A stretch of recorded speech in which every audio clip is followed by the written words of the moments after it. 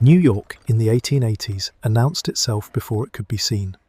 From the harbour came the low moan of steam whistles, the clatter of chains, the slap of dark water against pilings, and the shouted orders of men unloading cargo beneath lamps that trembled in the wind. From the streets came the grind of wagon wheels over stone, the bells of horse-drawn cars, the cries of newsboys, the barking of vendors, and the metallic thunder of the elevated railway. Coal smoke hung between the buildings. Gaslight stained the fog a dirty yellow. Somewhere uptown, chandeliers burned above polished tables, and silverware touched porcelain in rooms warmed by furnaces. Downtown, a man could spend the last coins in his pocket for the right to lie in a wooden bunk until dawn. This was the Gilded Age, though the name itself carried a warning. Gilding was not gold. It was a thin, bright surface laid over something cheaper, darker, and more fragile beneath. New York was becoming the great city of the American future, a place of bridges, railroads, banks, factories, newspapers, theatres, immigration offices, warehouses, and fortunes so large they seemed to belong to another species of human being. In 1880, more than 1.2 million people lived in the city, and nearly 500,000 of them had been born outside the United States. Every day brought more arrivals. Labourers from Ireland and Germany, sailors from Atlantic ports, rural Americans driven away from failing farms, young men who had heard that wages were higher here, veterans who had never fully returned from war, and immigrants who stepped from ships believing that the city's endless motion must mean endless opportunity. But motion was not the same as progress, and arrival was not the same as belonging. For thousands of single men, New York offered work without security, wages without certainty, and shelter without a home. They were longshoremen hired by the day, teamsters who depended on the next load, labourers who carried bricks and timber, men who shoveled coal, swept markets, cleaned stables, unloaded fruit, dug sewers, repaired streets, washed dishes, trimmed lamps, hauled ashes, or waited outside factory gates for someone to point at them and say, "You." Many were paid only when needed. A missed shift could mean a missed meal. An injury could erase a week's savings. A wet morning, a frozen river, a foreman's bad temper, or the arrival of 20 stronger men could push a worker from a rented room into a lodging house in a single day. The descent was rarely theatrical. There was often no single catastrophe, no dramatic collapse beneath a stormy sky. It might begin with an empty place at a work gang, then a landlord's demand, then the pawning of a coat, a watch, a spare shirt, a pair of better boots, then 2 nights in a cheap bed, then 1 night on a floor, then a choice between food and shelter. Then the discovery that shame, like hunger, could be endured longer than expected. By evening, men without rooms drifted south and east, towards streets where no one asked too many questions. Chatham Street and the Bowery formed a corridor of cheap lodging houses, saloons, pawnshops, second-hand clothing stores, theatres, employment offices, eating cellars, missions, and dives. The Bowery had once been a road leading past farms. By the 1880s, it had become one of the loudest arteries in New York. The 3rd Avenue Elevated Railway, opened along the Bowery in 1878, ran above the street on iron columns. Its locomotives cast soot and cinders downward. Its structure trapped shadow beneath it even at noon. When a train passed overhead, conversation stopped. Glass rattled. Horses shied. Steam rolled between the girders, and for a few seconds the street seemed to be inside a machine. Beneath that iron road, men moved from door to door, calculating the price of the night. A lodging house might advertise itself with a painted sign. Beds, 7 cents, clean rooms, open all night. The words promised more than the building could deliver.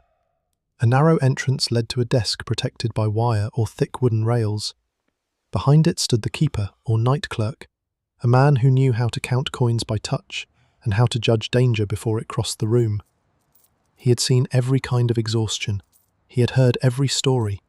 He knew which lodgers would disappear before dawn with another man's boots, which would cough blood into a rag, which had been drinking, which was simply unlucky, and which were too weak to climb the stairs. The transaction was simple because simplicity was profitable. A man placed his coins on the counter. 7 cents might buy a bunk or hammock in the worst houses. 10 or 15 cents might buy something marginally better. 25 cents could mean a bed with sheets, though the word clean was flexible. 5 cents, in notorious establishments, bought only a patch of floor, an illegal sleeping place crowded among strangers. The smallest difference in price could separate a man from a mattress, a blanket, a partition, or a room in which the window actually opened. The clerk might hand him a numbered token. The number did not make him a guest. It made him an occupied space. There was no lobby in the modern sense, no place designed to welcome. There might be a common room with scarred tables, benches polished by thousands of coats, spittoons dark with tobacco, a stove surrounded by men holding out their hands, and walls stained by smoke and damp. Newspapers, when available, were read until the paper tore at the folds. Some men played cards for pennies. Some stared without speaking. Some told stories of work that might exist tomorrow. A ship arriving at dawn. A contractor hiring near the docks. Snow expected uptown. A warehouse needing hands. Information passed through the room like currency, but it was not always true. A false rumour could send 50 men across the city before sunrise. The air itself revealed the building's economy. Too many bodies, too little ventilation. Wet wool steaming near the stove, unwashed skin, cheap tobacco, kerosene, sour beer, disinfectant used too weakly or too late. The odour of boots that had crossed streets thick with manure, mud, blood from slaughterhouses, rotting vegetables from markets, and industrial waste from gutters. In winter, windows remained shut to preserve heat. In summer, they opened onto alleys that offered no clean air, only the breath of privies, kitchens, stables, and other crowded rooms. Upstairs, the sleeping quarters could resemble a ship's hold without the order of a ship. Rows of bunks stood close enough for one man to hear another swallow. Mattresses were thin sacks filled with straw, excelsior, or material whose origin no one wished to know. Bed frames creaked under every movement. Blankets carried the history of previous occupants in stains, smells, lice, and patches. A man learned not to ask when the bedding had last been washed. He learned to examine the seams for insects, to keep his trousers beneath his head, to lace his boots together, to wrap coins in cloth, and to sleep with one hand inside his coat. Privacy did not exist. Modesty became impractical. Men undressed in partial darkness or did not undress at all. They lay in work clothes stiff with sweat and rain. A cough travelled across the room and returned from every wall. Someone muttered in a language others did not understand. Someone prayed. Someone cursed. Someone scratched until the sound became unbearable. Someone wept quietly, turning his face toward the wall as if the wall could keep a secret. For a first-time lodger, the room could feel like the end of civilization. For a man who had slept in an alley, it could feel almost safe. That contrast defined the lodging house. It was both refuge and danger, exploitation and survival. Reformers often describe such places as factories of vice, schools of crime, or breeding grounds of disease. They were not wrong about the disease, the theft, or the violence. But moral language could hide a simpler truth. The lodging house existed because the city required labour it did not promise to house. Every warehouse, dock, construction site, hotel kitchen, coal yard and stable depended on men whose employment could vanish by nightfall. The cheap lodging house converted that insecurity into rent, charging by the bed, by the hammock, by the floor space, and sometimes by the hours before dawn. The men inside were not one social type, no matter how newspapers described them. The word tramp could be applied to nearly anyone who lacked a fixed address. It suggested laziness, danger, and deliberate refusal to work. In reality, the room held different lives pressed together by the same shortage of money. Near the stove might sit a middle-aged Irish labourer with hands widened by years of lifting stone. He had worked on streets, foundations, docks, and perhaps the great bridge that now stretched across the East River. He sent money to family when he could, though he might not have seen them in years. Beside him, a young German immigrant unfolded a letter from home, but could not afford to answer. Across the room, an American-born farm boy from upstate New York tried to hide the softness of his palms. A sailor waited for a berth. A printer with failing eyesight listened for news of a shop hiring compositors. A black labourer, barred from many jobs and many better boarding houses, watched the room carefully, knowing that poverty did not erase racial danger. A Civil War veteran rubbed a damaged knee that stiffened in cold weather. A man recently released from Blackwell's Island carried papers no employer wanted to see. Another had left a wife and children in another city, not from indifference, but because he believed he could earn more alone. Another had been thrown out by his family for drinking. Another had lost his tools. Another had lost his mind by degrees so slow that no one could identify the day it happened. There were also men who lived by theft, fraud, and violence. Some chose crime. Some moved between legal and illegal work because the boundary was easier to cross than reformers admitted. A dock worker might steal part of a cargo after being cheated of wages. A lodger might sell false information about a job. A professional thief might watch for newcomers who still had good boots. A confidence man might offer companionship to a lonely arrival, then lead him toward a saloon where cards, drink, and accomplices waited. The lodging house brought prey and predators into the same room, but a man could be one on Monday and the other by Friday. The keeper understood this. Rules were posted, though enforcement depended on profit. No fighting, no cooking, no smoking in bed, no weapons, no women, no gambling, no loud talking after a certain hour. Yet the same house might quietly permit overcrowding, floor sleeping, drinking, or the rental of one bed in shifts.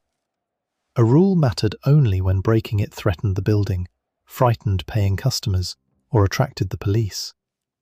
Fire was a constant fear. Lodging houses were packed with wood, cloth, straw, paper, and men who smoked. Lamps tipped, matches fell, stoves overheated.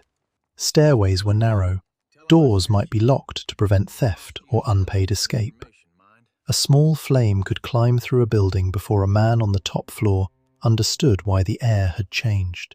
In such rooms, survival depended on waking quickly, keeping boots close, and knowing whether the rear window opened onto a fire escape, a roof, or nothing but a brick shaft. Disease moved more quietly.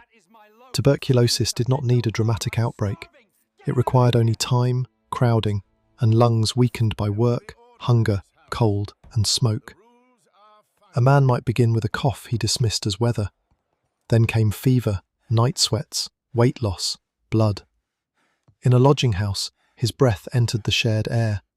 His hand touched the same rail, cup, basin, and blanket as others. Typhus, associated with lice and crowding, terrified reformers and police because it could leap from the lodging room into the wider city. Smallpox, influenza, pneumonia, skin infections, and intestinal disease found ideal conditions where washing was difficult and bedding circulated faster than it could be cleaned. Yet sickness did not excuse payment. A man too ill to work was also too poor to rest. If he had 7 cents, he could lie down. If he did not, the clerk could turn him back into the night. Charity might intervene, but charity in the 1880s was often designed to examine character before relieving pain. Was he sober? Was he willing to work? Was he truly helpless? Had he applied elsewhere? Did he attend worship? Did he have family? Had he lied? The poor man's biography became evidence, and every contradiction could be treated as guilt. The city's wealthier residents rarely saw these rooms. They might pass the Bowery in a carriage, attend a theatre, visit a shop, or read about a murder in a newspaper. They saw the district as spectacle, dangerous enough to excite curiosity, distant enough to confirm respectability. Slumming parties sometimes toured poor neighbourhoods with guides, observing crowded tenements and notorious streets as if poverty were a foreign country. The men in the lodging houses became scenery in stories told by people who would never surrender their own names at a wire-covered desk. But inside, the night was personal. Imagine a man named only for our understanding, not because the records preserve him. Call him Thomas. He is 38, though hard work and bad sleep make him appear older. He has been in New York for 6 years. He has known better rooms. Once he rented a small furnished room on the west side and kept a photograph of his sister on the mantel. He owned 2 shirts, a razor, a Bible, and a pair of tools wrapped in canvas. Then a timber slipped at a construction site and crushed 2 fingers of his left hand. The contractor paid nothing. Thomas missed work. He borrowed. He sold the tools. He moved to a cheaper room. He drank one night because the hand throbbed. Then he drank again because he could not sleep. By the time the swelling faded, the crew had replaced him. Now he stands beneath the elevated railway with 11 cents. The train passes overhead, filling the street with iron thunder. Hot cinders fall through the gaps. He turns up his collar. At the corner, a saloon spills light onto the pavement. For 5 cents he can buy whiskey. For 7 he can buy a bed. For 10 he might get a better bunk and perhaps a basin of water. He is hungry enough to consider spending the money on food and trying the police station for free shelter. But he has heard about the police lodging rooms. Crowded floors, wet clothing, smoke, sickness, lice, men packed beside cells, officers who treat every applicant as a possible criminal. He has used them before. He remembers the smell. So he enters the lodging house. The clerk does not look at his injured hand. He looks at the coins. Thomas receives a token and climbs. Each stair tells him something. The lower floors contain men who paid more. The upper room is cheaper, colder, and more crowded. In the dormitory, one lamp burns behind cloudy glass. Bunks rise in tiers. A man has already taken the lower place assigned to Thomas and refuses to move. The attendant threatens to throw them both out. Thomas accepts an upper bunk near the wall. He removes his boots but keeps his coat on. The mattress shifts beneath him with small, living movements. He tells himself it is only straw settling. From below comes the sound of cards, a burst of laughter, then an argument cut short. Somewhere a man sings 2 lines of a song and forgets the rest. A newcomer asks whether anyone knows of work at the docks. 3 voices answer at once, each with different information. Thomas reaches inside his shirt and checks the remaining 4 cents. This is the centre of his life now. Not plans, but coins. Not months, but nights. Not a future, but the distance between closing his eyes and the attendant's morning shout. Before dawn, the lodging house begins to change. Men who hope to be hired early rise in darkness. Boots strike the floor. Water splashes into basins. The room fills with the smell of damp wool and cold breath.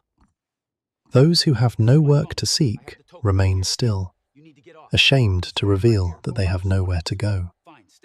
The keeper wants everyone out. A cheap lodging house sells nights, not days.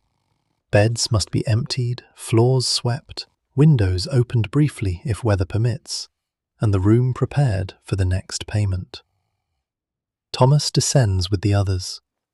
At the washroom, if it deserves the name, several men crowd around a basin or trough. The water is grey before he reaches it.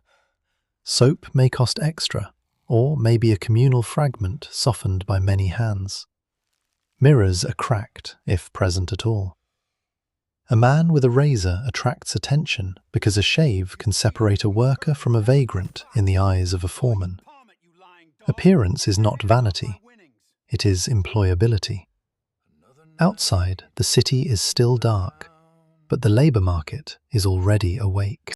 Men walk toward the East River, where piers extend like black fingers into the water. Hiring on the docks is often casual and brutal. A foreman or hiring boss selects men from a crowd.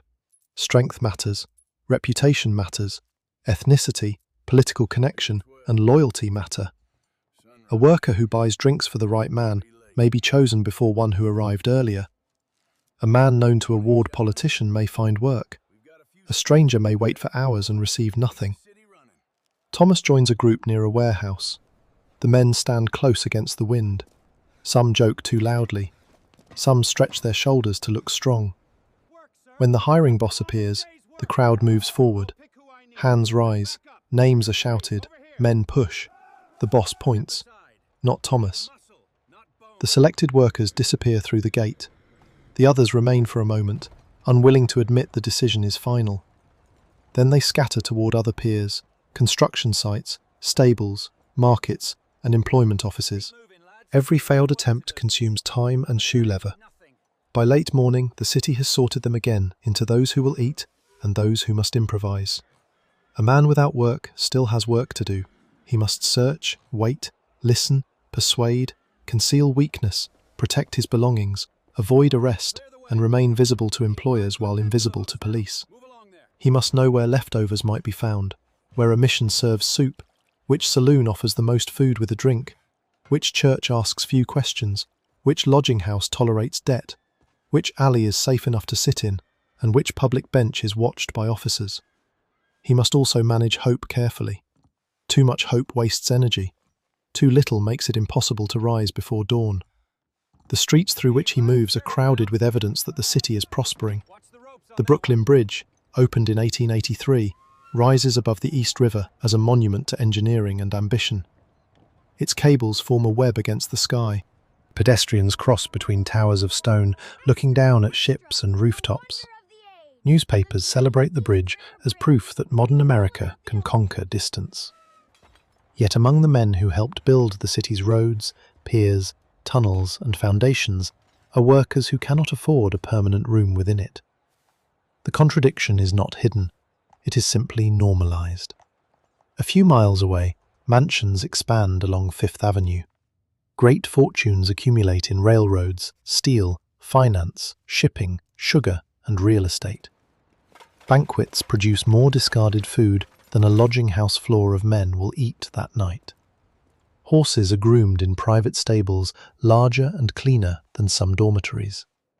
The wealthy speak of self-discipline, thrift, and character. Many believe poverty is a moral condition made visible. A successful man is assumed to possess virtue. A homeless man is assumed to have misplaced it. Thomas understands this judgment even when no one speaks it. He lowers his eyes near policemen. He avoids standing too long outside shops. He walks with purpose when he has none. He knows that a man moving is a worker, but a man sitting may be called a vagrant. By noon, hunger becomes physical pressure. Cheap food exists, but every coin has two meanings. A bowl of stew may cost the price of half a night indoors. Bread and coffee may consume the money needed for a floor spot. Some men enter saloons for the free lunch offered with a drink. The arrangement appears generous, but is designed to create thirst. Salted meat, cheese, bread, pickles, and heavily seasoned food encourage another glass. A man can eat for the price of whiskey, but the whiskey may weaken his chance of work, expose his coins, begin a fight, or make the lodging clerk refuse him. Temperance reformers see the saloon as the cause of ruin.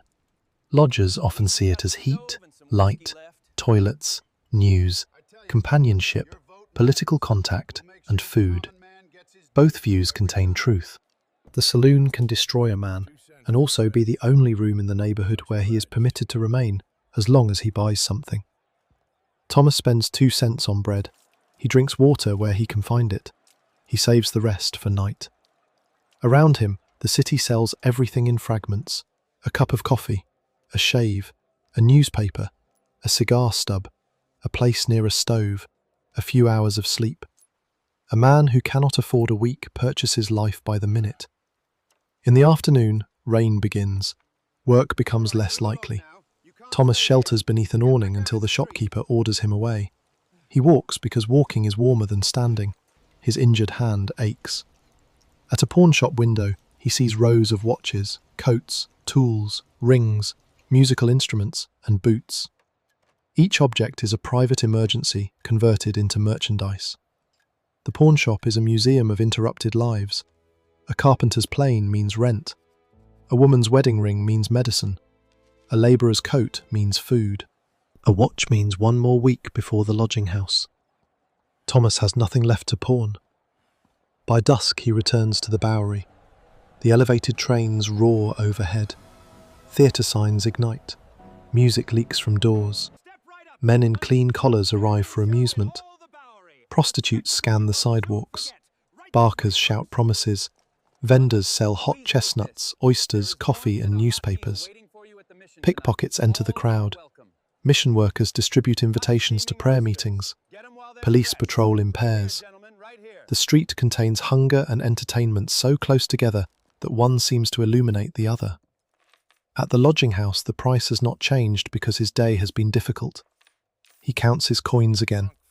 Enough for the bunk, but not for breakfast. He pays. This repetition, search, rejection, hunger, payment, sleep, is what homelessness in the 1880s often looked like. Not always a man frozen beneath a bridge. Not always dramatic collapse. More often a revolving door between unstable labour and unstable shelter. The lodging house kept him from the street, while preventing him from accumulating enough to leave. Each night's rent was small, but poverty made small amounts decisive. Paying nightly cost more over time than a stable room, yet a stable room required payment in advance, references, deposits, or confidence in future wages. The man with the least money paid the highest price for uncertainty. The keeper profited from density. A room that might legally and safely hold 20 could hold 40. A building could rent the same bed repeatedly if day workers and night workers slept in shifts. Floor spots required almost no investment. The worse the city's employment became, the more bodies arrived. Misery could be measured in occupancy.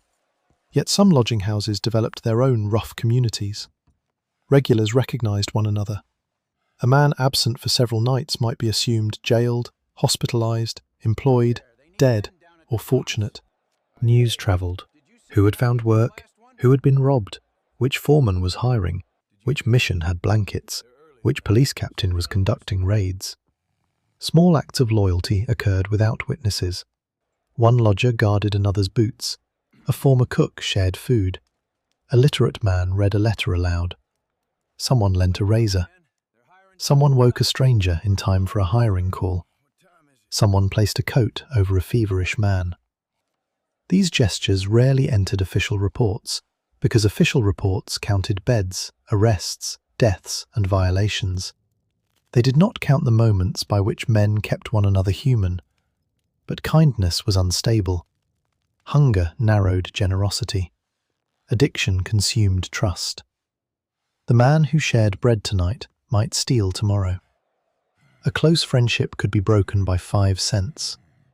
In a room where everyone had lost something, suspicion became a form of self-defense. Theft centered on practical objects.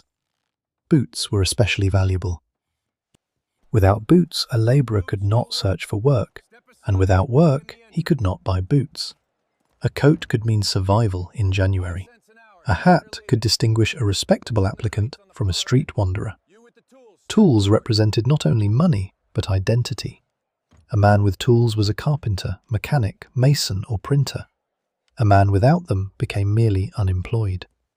Lodgers slept with possessions under mattresses, tied to wrists, or folded beneath their heads.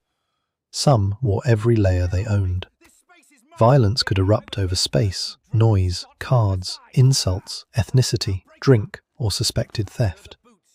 The room was crowded with men trained by work and war to use their bodies. Yet most nights did not end in murder. Most men were too tired. The greater violence was often slow: exposure, infection, malnutrition, untreated injury, and the steady erosion of confidence. A lodging house could reduce a man's world until he stopped describing himself by trade. At first he said, "I am a carpenter looking for work." Later, "I was a carpenter." Later still, he answered only his name. For men raised to believe that masculinity meant independence, wages, property, and the ability to support others, homelessness carried a special humiliation. 19th century public culture praised the self-made man. It celebrated the worker who rose through discipline and enterprise. It left little language for the man who laboured hard and still fell. To ask for help was to risk being classified as weak, idle, drunken, foreign, criminal, or morally defective. Many concealed their condition from families. Letters home described work that had ended, rooms they no longer rented, and meals they did not eat. They sent no return address. Pride became expensive, but surrendering it felt worse. Thomas has a sister in Pennsylvania. In his pocket is a letter 6 months old. She believes he is employed on the docks. He could ask for train fare. He does not. He tells himself he will find work tomorrow and right after payday. Tomorrow becomes a system of postponement. At night, he hears other men inventing better versions of themselves. One claims to have managed a warehouse. Another says he is waiting for money. Another insists his luggage was delayed. The lies are transparent, but no one challenges them. In the lodging house, dignity often survives as fiction agreed upon by strangers. Outside, reformers, police, politicians and journalists debate what men like these represent. Are they victims of industrial capitalism? Dangerous vagrants? Failed workers? Potential revolutionaries? Sinners requiring conversion? Citizens requiring employment? Diseases requiring containment? Votes to be mobilized? Bodies to be moved from one district to another? The men themselves rarely have access to the debate. They are its subject, not its authors. New York's authorities approach homelessness through a mixture of punishment, neglect, charity, and temporary accommodation. Since the mid-19th century, police station lodging rooms have served as a crude shelter system. A destitute man can enter a precinct and request a place to sleep.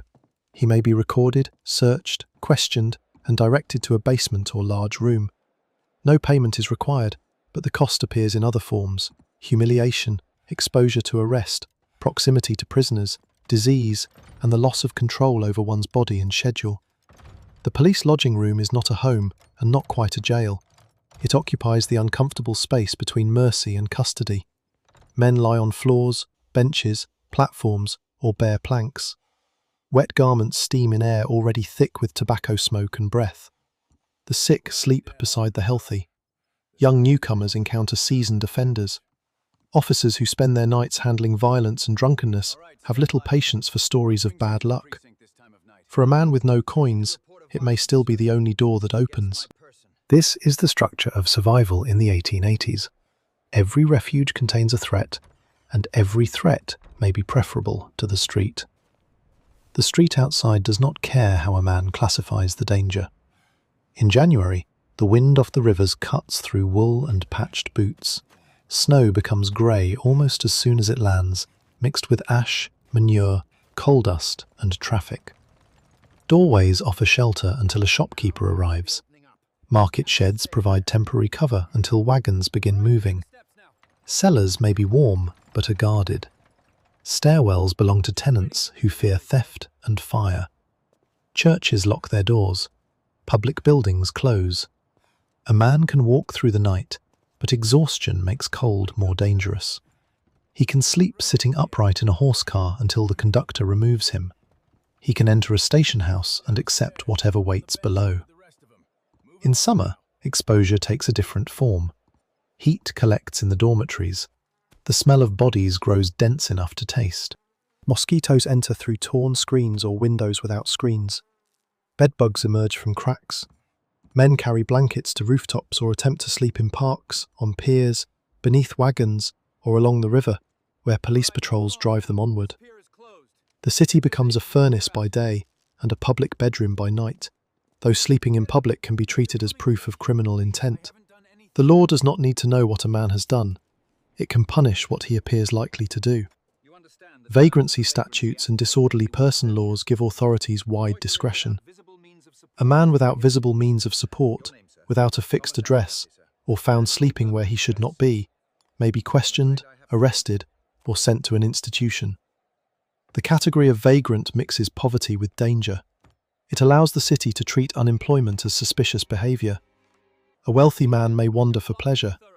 A poor man wandering is evidence against himself. Police officers are not a single force of cruelty. Some understand the lodging house population because they came from the same neighbourhoods. They know the difference between a dock worker caught in a bad week and a thief waiting for an opportunity. An officer may direct a man toward a mission, allow him to remain near a warm grate, or ignore a minor violation.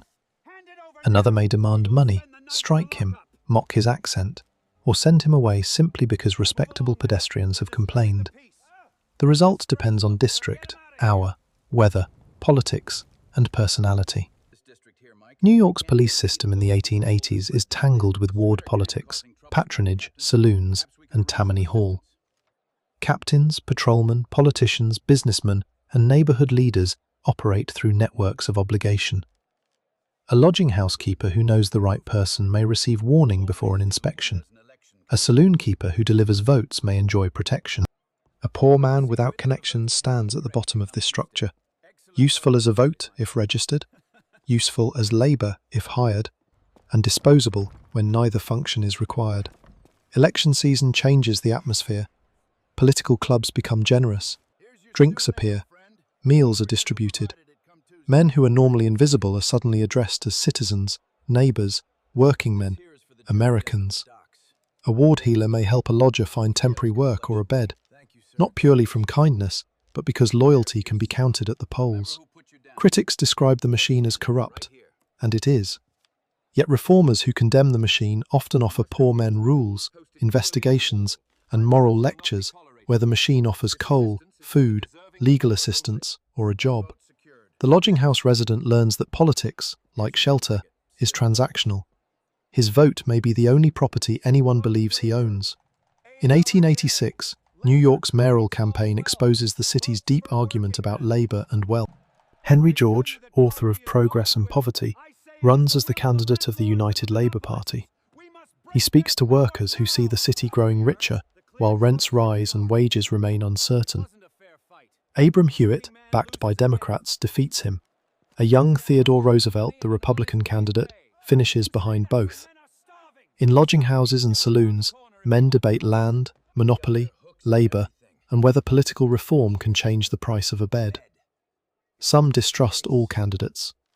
Some are energised by George's promise that poverty amid progress is not natural, but produced. That phrase, poverty amid progress, might have been written above the Bowery. The decade displays triumph in stone and steel. The Brooklyn Bridge opens. The Statue of Liberty rises in the harbour in 1886, carrying a torch above the route of immigrants. Elevated trains expand movement. Electric light begins to challenge gas. Newspapers celebrate invention and growth. But progress arrives unevenly. The bridge serves the man who crosses it and the investor whose property rises in value. The torch shines over arrivals who may soon sleep in rooms without windows. A city can welcome the world in bronze while turning an exhausted man from a doorway. The lodging house makes this contradiction visible in human scale. Every bunk contains the distance between promise and outcome. Some residents are new immigrants. Others have lived in America for decades. Their nationalities shape where they search for work, whom they trust, which saloons they enter, and which insults they endure. Irish men remain a powerful presence in labouring trades and city politics, but anti-Irish prejudice has not vanished. German immigrants build institutions, clubs, newspapers, breweries and neighbourhoods, yet an isolated German speaker without family can still fall through every communal network. Scandinavians arrive with maritime or craft experience. Italians, increasing in number during the decade, face harsh stereotypes and often enter the lowest paid forms of labour. Eastern European Jewish immigration expands after violence and persecution in the Russian Empire, though many newcomers rely on family and neighbourhood networks in ways that single unattached men may not. Nationality can offer solidarity, but it can also become a weapon. Lodging house arguments erupt over accents, religion, race, jobs, and old political conflicts carried across the ocean. Newspapers routinely describe poor ethnic communities through caricature. Reformers who sincerely wish to improve housing may still write about residents in language shaped by prejudice. The homeless man is judged not only for being homeless, but for being the wrong kind of poor. Black men face a narrower and more dangerous path. New York is not governed by the formal segregation laws that will define much of the South, but discrimination structures employment, lodging, policing, and public life. A black labourer may be excluded from trades, unions, restaurants, and boarding houses. He may find work as a porter, waiter, labourer, coachman, sailor, or domestic servant, but even skilled experience does not guarantee access.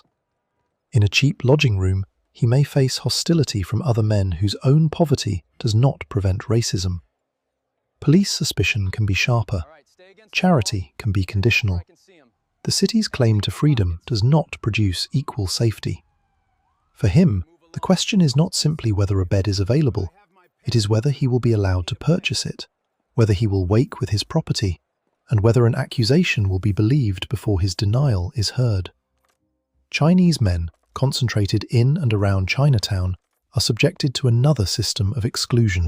The Chinese Exclusion Act of 1882 makes federal policy out of racial hostility, restricting Chinese labor immigration and deepening the isolation of communities already targeted by violence and sensational reporting. Newspapers portray Chinatown as mysterious, diseased, criminal, and morally foreign. Some white men visit its opium dens and then use their own participation as evidence of Chinese depravity. A Chinese worker without stable lodging faces not only poverty, but a legal and racial order designed to tell him he does not belong. The cheap lodging houses along Chatham Street and the Bowery do not erase these boundaries. They compress them into confined rooms. Religion also divides and connects. Catholic, Protestant, Jewish, secular, skeptical, and indifferent men sleep within arm's reach. Mission workers enter the district convinced that spiritual rescue must accompany material aid. The rescue mission movement grows in the 19th century from the belief that men ruined by drink, crime, and despair can be reclaimed through conversion, discipline, and fellowship.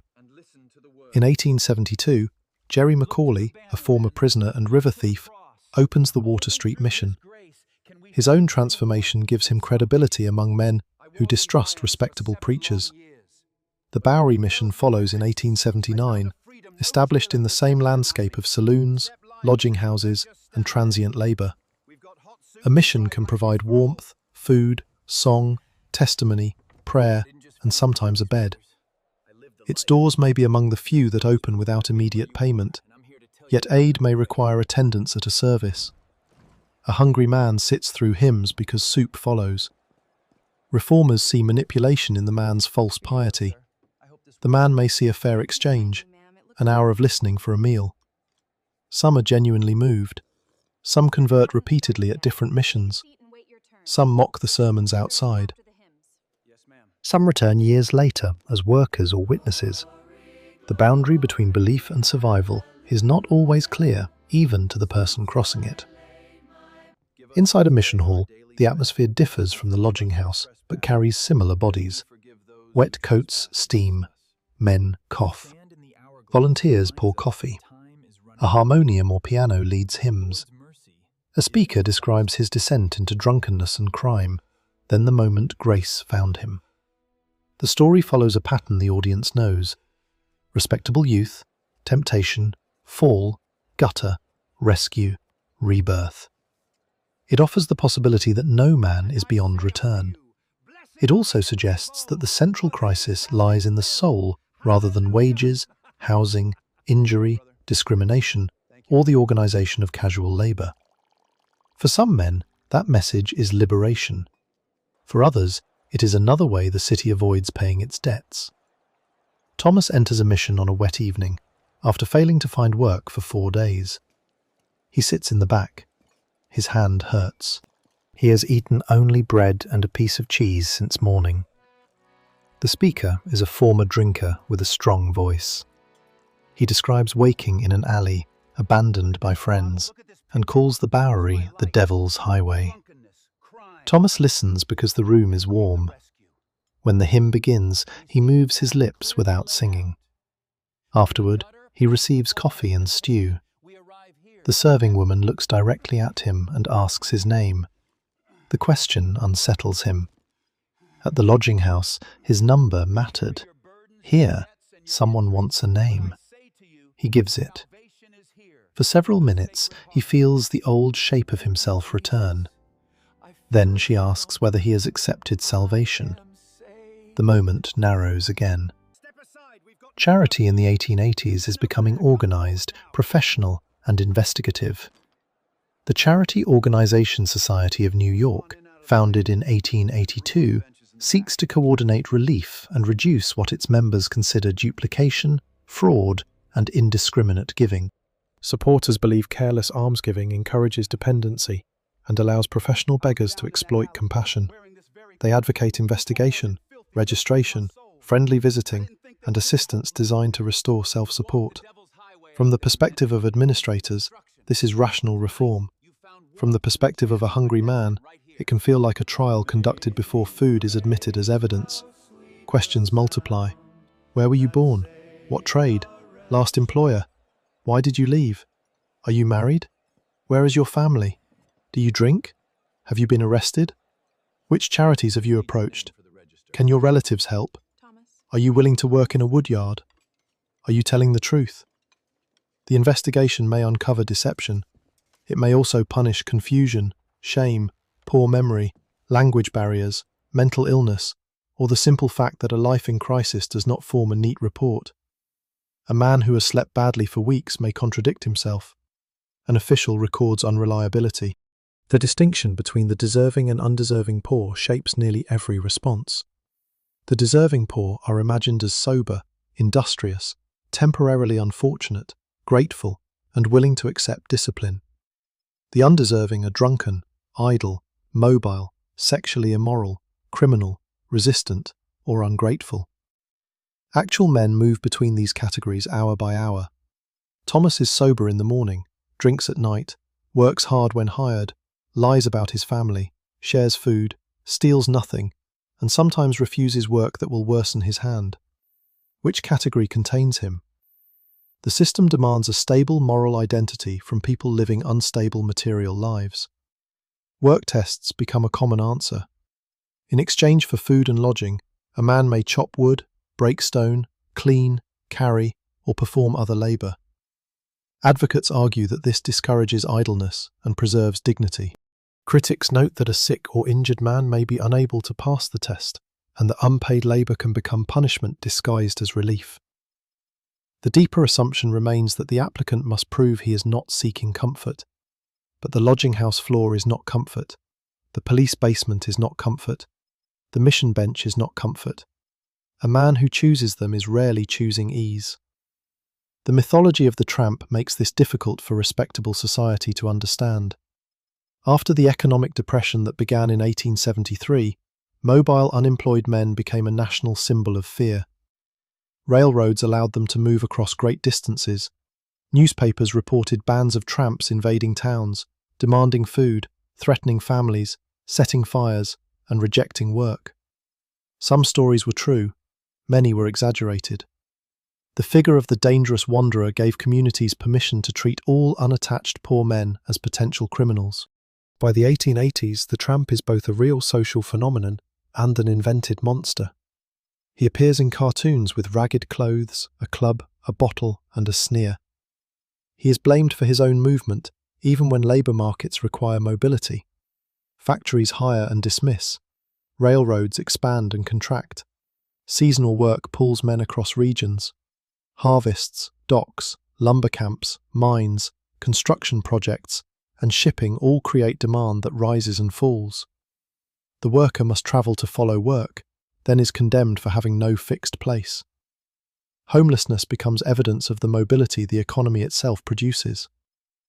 Among the men in New York's lodging houses are experienced travellers who know freight routes, harvest seasons, canal towns, industrial districts, and charity practices across several states.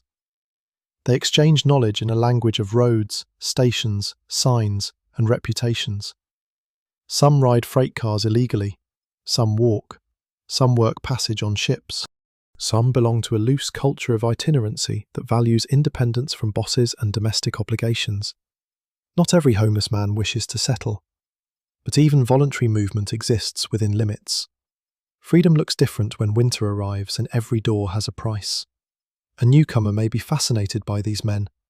They know how to obtain food without money, where to sleep, how to approach a farmhouse, how to avoid railroad detectives, and which police stations are brutal. Their skill can save a life. It can also lead a young man deeper into a world from which employers and family will increasingly exclude him. Reformers fear this education. They argue that police lodging rooms and cheap houses place inexperienced boys beside older criminals. A young worker who loses his first job may enter seeking one night's shelter and leave with instruction in begging, theft, fraud, or vice. The concern is not imaginary. Crowded institutions do transmit knowledge, but they also transmit survival. The city offers few alternatives where a young man can receive shelter without being classified, preached at, detained, or exploited. A 17-year-old arrives at the lodging house carrying a carpet bag. He says he came from Connecticut. His mother believes he is staying with a cousin. He spent his first 2 nights in a respectable boarding house, then discovered how quickly money disappears. He has not yet learned to hide the bag. Every experienced eye sees it. A man offers to help him find work. Another warns him not to go. The warning may be kindness or an attempt to gain his trust. The boy cannot tell. That is the danger of the room. Knowledge exists, but no authority deserves confidence. By morning, the carpet bag is gone. Inside were a shirt, letters, a small photograph, and the address of the cousin he was ashamed to contact. The theft is worth little in money and enormous in consequence. For older men, the lodging house can be the last stage before an almshouse, hospital, prison, or death. Age arrives early among labourers. A 45-year-old body may carry the damage of 30 years of lifting, falling, exposure, infection, and poor food. Grey hair reduces the chance of selection at a hiring gate. Missing teeth affect nutrition and appearance. Rheumatism makes stairs difficult.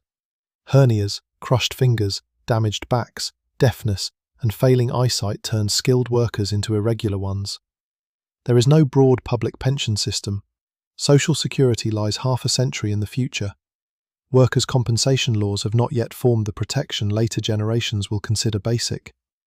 An injured man may sue, but lawsuits require time, evidence, and money.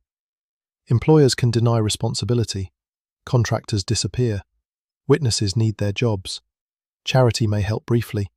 Family may help if family exists, and if pride allows. Otherwise, the man's body becomes his eviction notice. In the dormitory, old men occupy corners when they can. They move slowly to avoid provoking impatience. Some survive by performing services, guarding belongings, running errands, cleaning, shaving other lodgers, repairing clothing, telling stories, or sharing information. A former barber can earn pennies with a razor. A literate veteran can write letters for men who cannot. An old sailor can entertain a room with storms, mutinies, distant ports, and sea monsters that grow larger each time they are told. Storytelling is a form of rent. The sailor's life has always been close to homelessness. Ships provide a bunk while at sea and remove it at the end of a voyage. Wages may be paid in a lump, making the sailor a target for boarding house keepers, crimps, saloon keepers, prostitutes, thieves, and fraudulent outfitters. A man can come ashore with months of pay and return to the docks broke within days. Some are cheated. Some spend freely because the future has always been uncertain. Sailors' boarding houses and lodging rooms cluster near waterfront labour. The line between hospitality and captivity can be thin, especially where keepers profit by supplying crews to ships. A discharged sailor carries habits unsuited to land. He knows watches, orders, storms, rigging, and enclosed sleeping spaces. The lodging house bunk may feel familiar. What he lacks is a ship's schedule and a guaranteed ration. He waits for news of departures, scanning harbour lists and visiting shipping offices. Each night ashore consumes the wages that might buy clothing required for the next berth. Civil War veterans form another visible but complicated group. The war ended in 1865, yet its injuries remain in the 1880s. Veterans may receive pensions, but eligibility, documentation, politics, and changing laws determine access. Some carry amputations or visible scars that attract sympathy. Others suffer pain, nightmares, alcoholism, or mental disturbance without language that society recognizes as war injury. A man celebrated in uniform may be dismissed as a drunk 20 years later. Memorial Day parades honor sacrifice. Lodging houses contain men whose sacrifice has become inconvenient. One veteran keeps a medal wrapped in cloth. He never wears it. In the dormitory, he tells younger men that he fought at Antietam. They have heard too many false war stories and do not believe him. He stops speaking. The medal remains under his shirt, pressed against a chest weakened by coughing. Not every story is tragic in the same direction. Men do leave. A labourer finds steady work and rents a room. A sailor ships out. A mission helps someone return to family. Friends combine money for a week's lodging elsewhere. A political contact secures a municipal job. A skilled tradesman replaces stolen tools. A man stops drinking. Another disappears west. The lodging house is not necessarily a permanent destination, but leaving requires more than desire. It requires a sequence of good days, uninterrupted by injury, theft, sickness, rain, or dismissal. 1 week of wages must survive 1 week of temptations and emergencies. Clothes must remain presentable. The man must sleep enough to work, and work enough to sleep somewhere better. Poverty makes continuity difficult. Thomas finally finds employment unloading sacks from a barge. The work is heavy, and his damaged hand burns, but he says nothing. He earns enough for food and several nights. For 3 days he returns to the lodging house with coins in his pocket. The clerk treats him differently. He buys a better bunk. He shaves. He writes half a letter to his sister. On the 4th day, a sack slips. His hand fails. The foreman sees it. There are men waiting at the gate. Thomas is replaced before the pain fades. He tears up the letter. The city does not need to conspire against him. It only needs to continue operating according to rules in which his survival has no guaranteed place. The industrial economy values a worker's strength while externalizing the cost of restoring it. Food, shelter, medical care, and old age remain private problems even when exhaustion and injury are produced at work. Employers can draw from a large labour pool. If one man weakens, another stands ready. Cheap lodging houses absorb the discarded hours and bodies between jobs. They are unofficial infrastructure for a city built on casual labour. Without them, more men would sleep openly in streets and parks. With them, suffering remains indoors and profitable. This is why the lodging house keeper can be condemned and still considered necessary. He provides a service the city refuses to provide adequately. He may exploit men, overcrowd rooms, neglect sanitation, and bribe inspectors. He may also extend credit, call a doctor, protect a young lodger, or allow an old regular to remain near the stove. Individuals within a cruel system do not fit simple roles. A hard man can perform mercy. A charitable institution can perform cruelty. The same ambiguity surrounds the lodging house residents. Newspaper accounts often seek clear types: the honest unfortunate, the hardened thief, the drunken loafer, the innocent boy, the diseased immigrant. Real rooms contain mixtures. A man may have committed violence and still love his children. He may refuse work because it is dangerous, then lie that no work exists. He may drink because he is homeless, and remain homeless because he drinks. Cause and consequence circle each other until moral judgment becomes easy and explanation difficult. The night clerk sees only the moment at the counter. 7 cents, no credit, next. To understand what 7 cents purchased, we have to enter the building after the lamps are lowered and the public face of the house has disappeared. The clerk remains at his desk. The attendant moves through the dormitory with a lantern, checking aisles, kicking protruding boots away from passageways, and warning men not to smoke. The stove settles with small iron sounds. The elevated railway continues to pass outside, each train sending vibration through the walls. Somewhere below, a door opens, coins strike wood, and another body is added to the night. The bunks may be numbered, but sleep is not orderly. Men arrive drunk, feverish, angry, elated by a day's wages, or stunned by failure. Some speak in whispers long after the room should be quiet. Others fall unconscious before removing their hats. A worker who has spent 12 hours carrying freight can sleep through coughing, arguments, trains, and rats. A newcomer lies awake at every sound. The darkness is never complete. A lamp burns to reduce theft and help the attendant see smoke or violence. Its weak light makes the room less comforting, not more. Faces appear without context, a brow, an open mouth, the shine of an eye. Shadows from bunk frames cross the walls like bars. The room seems to hold not individuals but fragments of men. A lodger learns the sounds that matter. The soft scrape near his boots. The pause in breathing before someone climbs down. The change in the stove that may mean a coal has fallen. The sudden silence preceding a fight. The deep, wet cough that continues too long. The choking movement of a man vomiting in his sleep. The attendant's steps. The whistle of police outside. The bell of a fire engine approaching, passing, or stopping. Sleep in such a place is a negotiation. The body demands surrender, the mind refuses. Some houses offer hammocks strung close together. Hammocks save space and can be removed or stacked, allowing a room to contain more paying bodies. They sway when one man moves, passing motion along the line. Others use canvas bunks, shelves, or wooden platforms. In the cheapest cellars, men lie on floors beneath low ceilings where pipes sweat and rats move behind walls.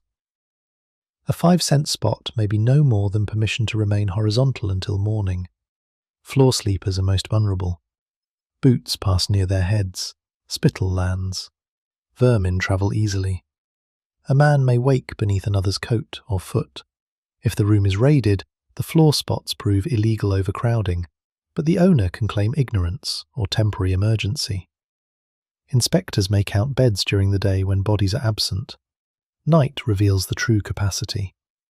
The bed itself can be rented so continuously that it never cools. One man leaves for a night shift as another returns from day labour. Bedding absorbs sweat from both. In a city proud of efficiency, even sleep is organised for maximum use. There may be lockers, but cheap houses rarely provide enough secure storage. The man who owns a bundle carries it through the day.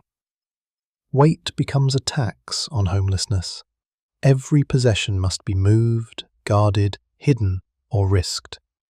A permanent room allows objects to remain in place. A lodging house life turns objects into burdens. This is why men's belongings shrink. Not because they have no attachment to things, but because things require territory. A spoon, a photograph, a letter, a comb, a razor, a needle, a book. Each must compete with food and mobility. The photograph bends in a pocket. The book loses its cover. Letters become soft at the folds. A man may memorize an address and burn the paper because paper can be stolen, read, or used against him. Cleanliness also requires territory, tools, time, and money.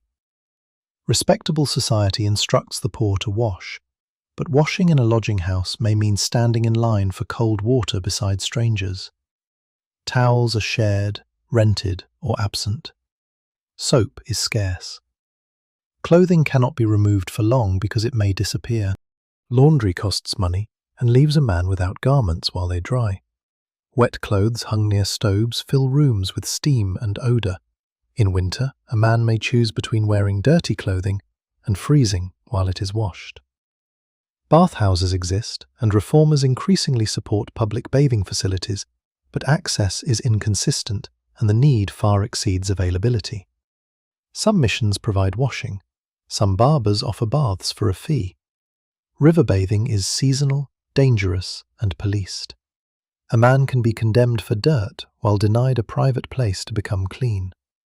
Lice and bedbugs are not merely discomfort, they mark the body socially. A man scratches during an employment interview and the foreman sees risk. A lodging house smell follows him into better spaces. The institutions designed for the poorest can make them appear unfit for the work required to escape. Clothing performs the same cruel function. A clean collar may open a door. Torn trousers may close it. Employers want robust men, but often reject those who visibly need work most. The homeless labourer must spend part of his limited money disguising poverty. A second-hand coat from a Chatham Street dealer can be an investment. So can a shave, a haircut, or blacking for boots.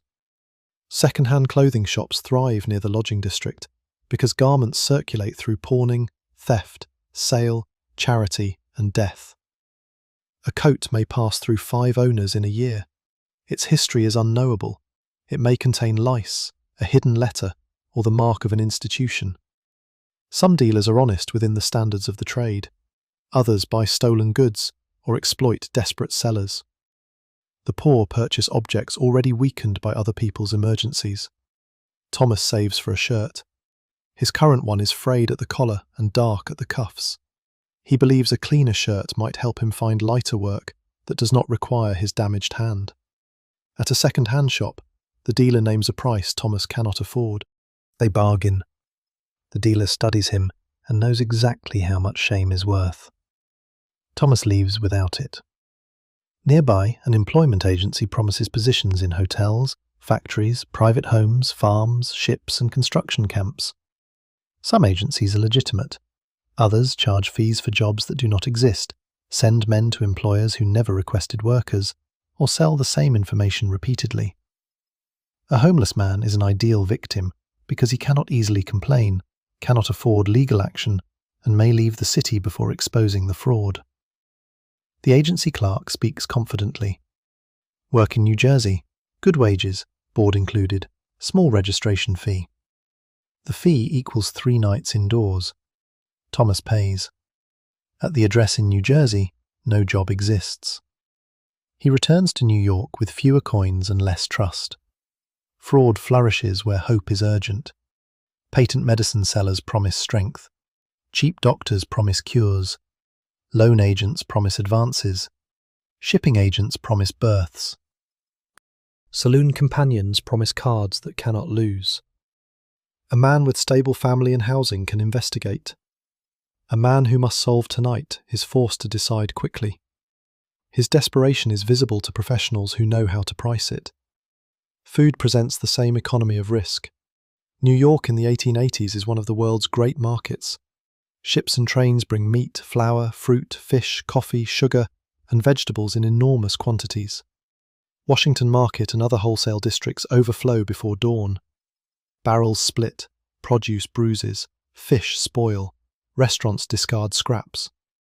Yet abundance does not guarantee access. Homeless men learn the geography of waste. They wait near markets after the best goods are sold. They search barrels, alleys, and docks. They approach restaurant kitchens at closing. A cook may hand out bread or bones. Another pours slops over food to prevent scavenging.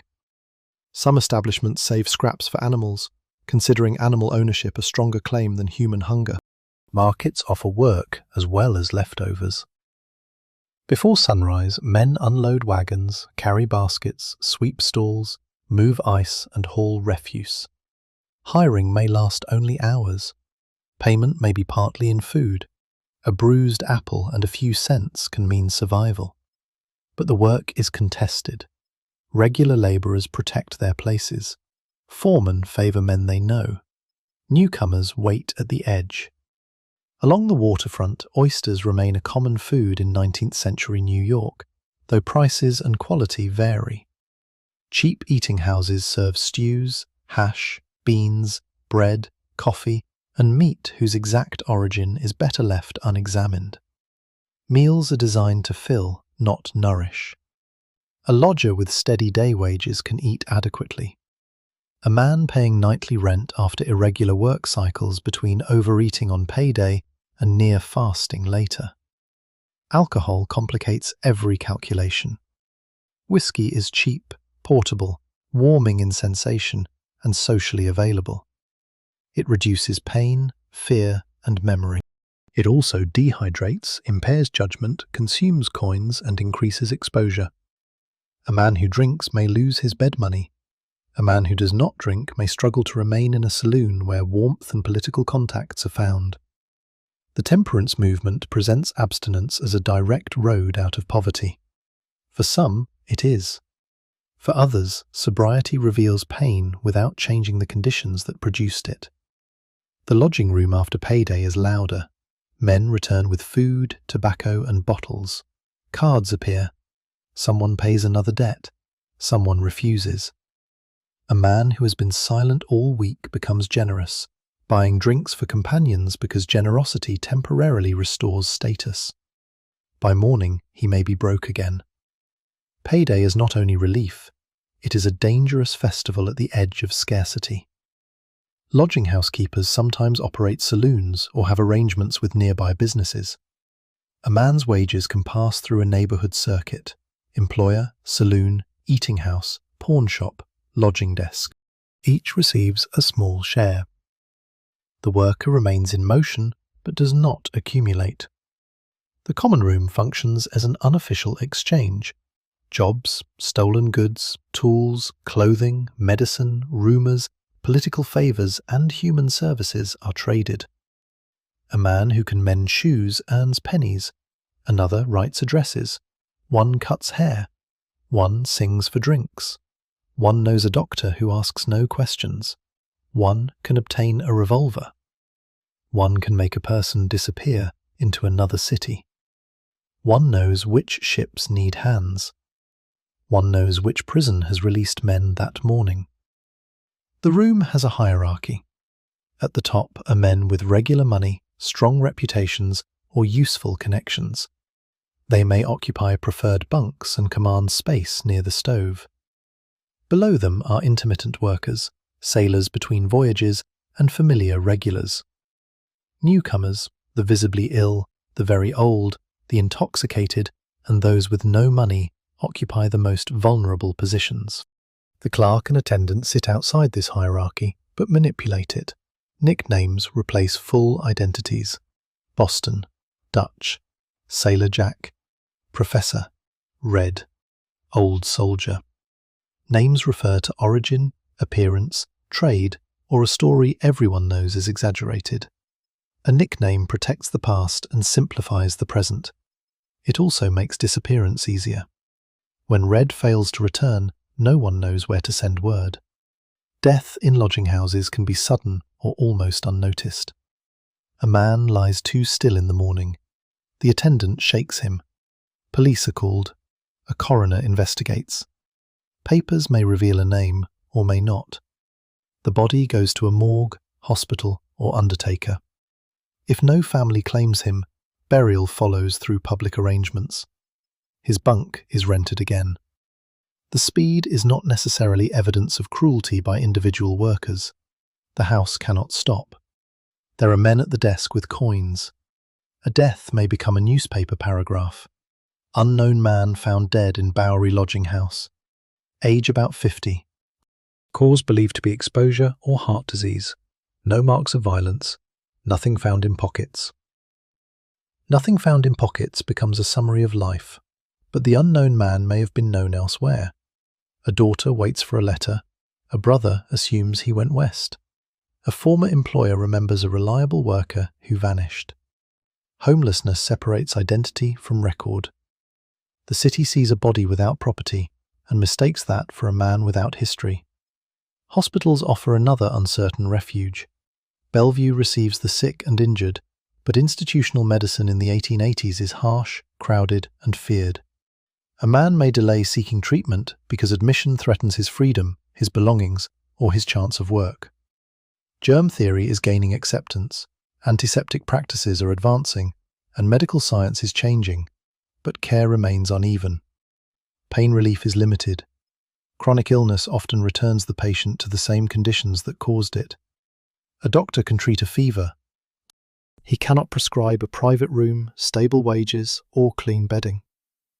Blackwell's Island, in the East River, contains institutions that loom in the imagination of the poor: almshouse, workhouse, penitentiary, hospital, asylum.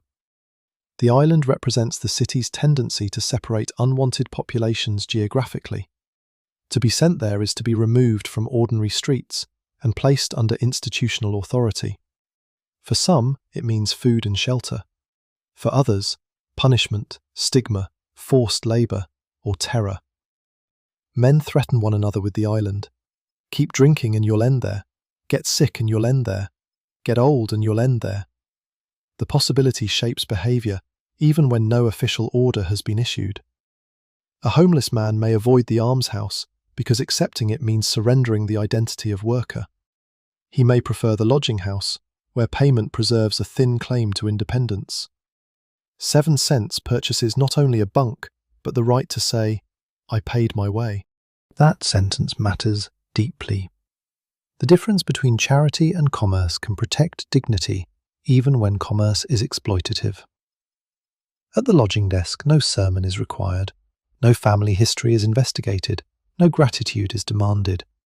The keeper does not need to believe Thomas deserves sleep. He needs the coin.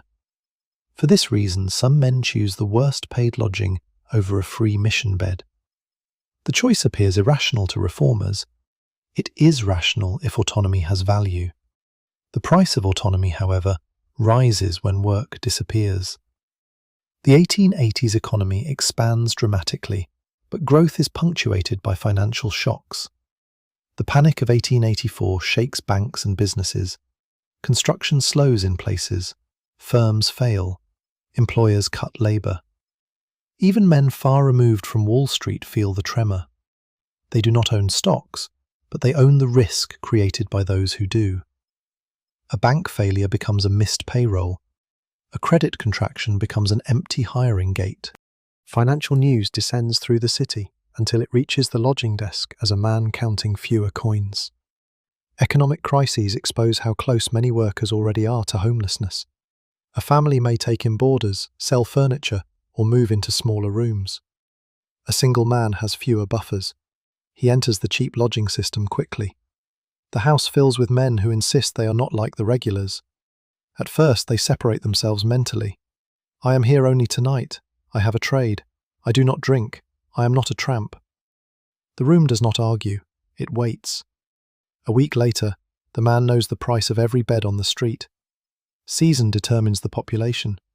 Winter drives in men who slept outdoors or travelled during warm months. Snow creates temporary work, clearing streets, roofs, rail lines and entrances, but competition is fierce and payment uncertain. Frozen waterways reduce some dock activity. Construction slows. Coal handling increases. Cold magnifies injuries and consumes calories. In spring, labour demand may improve. Shipping grows. Building resumes. Men leave for farms, canals, railroads and distant projects. The lodging houses thin slightly, then fill with new arrivals. Summer heat pushes some outdoors. Autumn brings harvest work elsewhere and preparation for winter in the city. The lodging house keeper understands this cycle like a merchant understands seasons. He raises standards when demand is low and fills floors when demand is high. A severe cold wave is good business, provided men still have money. Weather reports become economic forecasts for the poor. Rain can destroy a day labourer's income. Snow can create work and kill him on the same night. Heat can make a dormitory unbearable, but allow outdoor sleep. Wind determines which doorway is survivable. Fog hides a man from police and increases danger near the docks. Thomas becomes skilled at reading clouds. He also becomes skilled at reading faces. The clerk's expression tells him whether credit is possible. A foreman's glance tells him whether to remain in the hiring crowd. A policeman's posture tells him when to move. A saloon keeper's hand on the bar tells him he has occupied the seat too long. Homelessness sharpens attention because mistakes are expensive. It can also blunt feeling. After enough rejection, men adopt what observers describe as indifference. They sit in lodging rooms with faces empty, bodies slack, and eyes fixed nowhere. Reformers interpret this as moral decay. It may be exhaustion protecting the mind. To feel every humiliation fully would make survival impossible. Jacob Riis later describes lodgers lying or sitting in attitudes of listless indifference amid tobacco smoke and steam from unclean clothes. The image is vivid, but the word indifference belongs to the observer. The men may not be indifferent at all. They may be conserving themselves. A man can appear motionless while calculating food, work, pain, weather, police, and the remaining life of his boots. The lodging house also contains humour, because human beings produce humour where official descriptions expect only misery. Men imitate pompous preachers, corrupt officers, theatrical actors, and foremen. They invent titles for the worst bunks: the bridal suite, the presidential chamber, the Vanderbilt room. They call watered coffee river soup. They congratulate a man who finds a bedbug large enough to pay rent. Laughter does not prove conditions are tolerable. It proves men are still capable of creating distance from them. Songs circulate. Irish ballads, sea songs, hymns, popular theatre tunes, Civil War songs, and improvised verses about the Bowery. A good singer earns tobacco or a drink. Music carries men briefly outside the dormitory. A chorus transforms strangers into a group, though mourning dissolves it. Gambling offers another form of escape and a possible route to disaster. Penny games can become serious when wages arrive. Cards provide structure, suspense, and the illusion that intelligence can defeat poverty. Professional gamblers understand the room. Marked cards, partners, and distractions separate workers from money quickly. A man who loses his bed coins may accuse the table, begin a fight, or attempt theft. The attendant breaks up games not because gambling is immoral, but because disorder threatens business. Sexuality exists in the lodging house world, but is concealed, policed, and distorted by contemporary language. Most cheap men's houses prohibit women. Prostitutes, saloons, dance halls, and assignation rooms operate nearby. Men spend wages seeking intimacy, release, companionship, or proof of masculinity. Venereal disease follows, often untreated or treated with dangerous remedies. Shame keeps men silent. Relationships between men also exist, though the categories and identities of the period do not map neatly onto modern terms. Crowded, all-male environments create intimacy, exploitation, affection, secrecy, and violence. Young lodgers may be vulnerable to coercion. Moral reformers speak of vice without distinguishing consent from abuse. Police and newspapers sensationalize.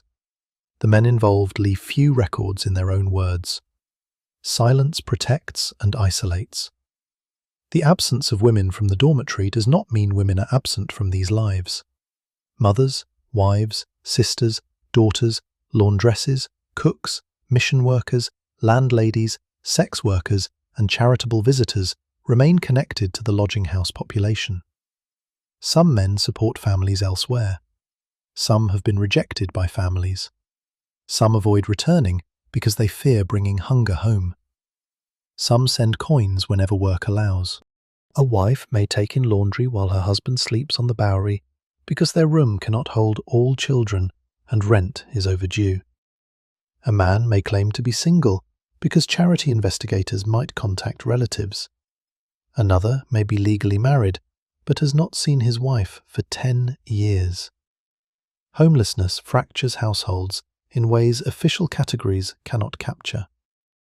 Women also operate boarding houses and sometimes cheap lodgings, managing buildings with a combination of discipline and negotiation. A landlady may know more about a lodger's character than any investigator. She sees whether he pays, drinks, works, shares, threatens, or returns sick. But in the most commercial Bowery houses, personal knowledge declines as scale increases. The larger the dormitory, the easier it is for a man to become anonymous. Anonymity can be freedom. It can also be disappearance. The architecture encourages both. Long corridors, stacked bunks, shared rooms, narrow stairs, cellar entrances and back passages turn the building into a machine for temporary occupancy. No space belongs fully to anyone. Men leave no mark that cannot be scrubbed, painted or rented over. Yet marks accumulate. Initials cut into wood, burn scars from cigarettes, messages penciled behind bunks, dates, names of cities, a crude ship, a cross, a phrase, going west, another, no work here. The walls become a record no census collects. In 1880, census takers can count residents at addresses, but transient men escape categories. Where is a man's residence if he sleeps in 3 lodging houses in 1 week? Who records the one who leaves before dawn? Population statistics give the city a scale, but mobility blurs the poorest inhabitants. Their numbers are estimated through police records, lodging counts, charity applications, arrests, and observation, sources shaped by institutions that encounter them at moments of crisis. This uncertainty allows public imagination to expand or shrink the problem according to politics. When fear is useful, the tramp army becomes enormous.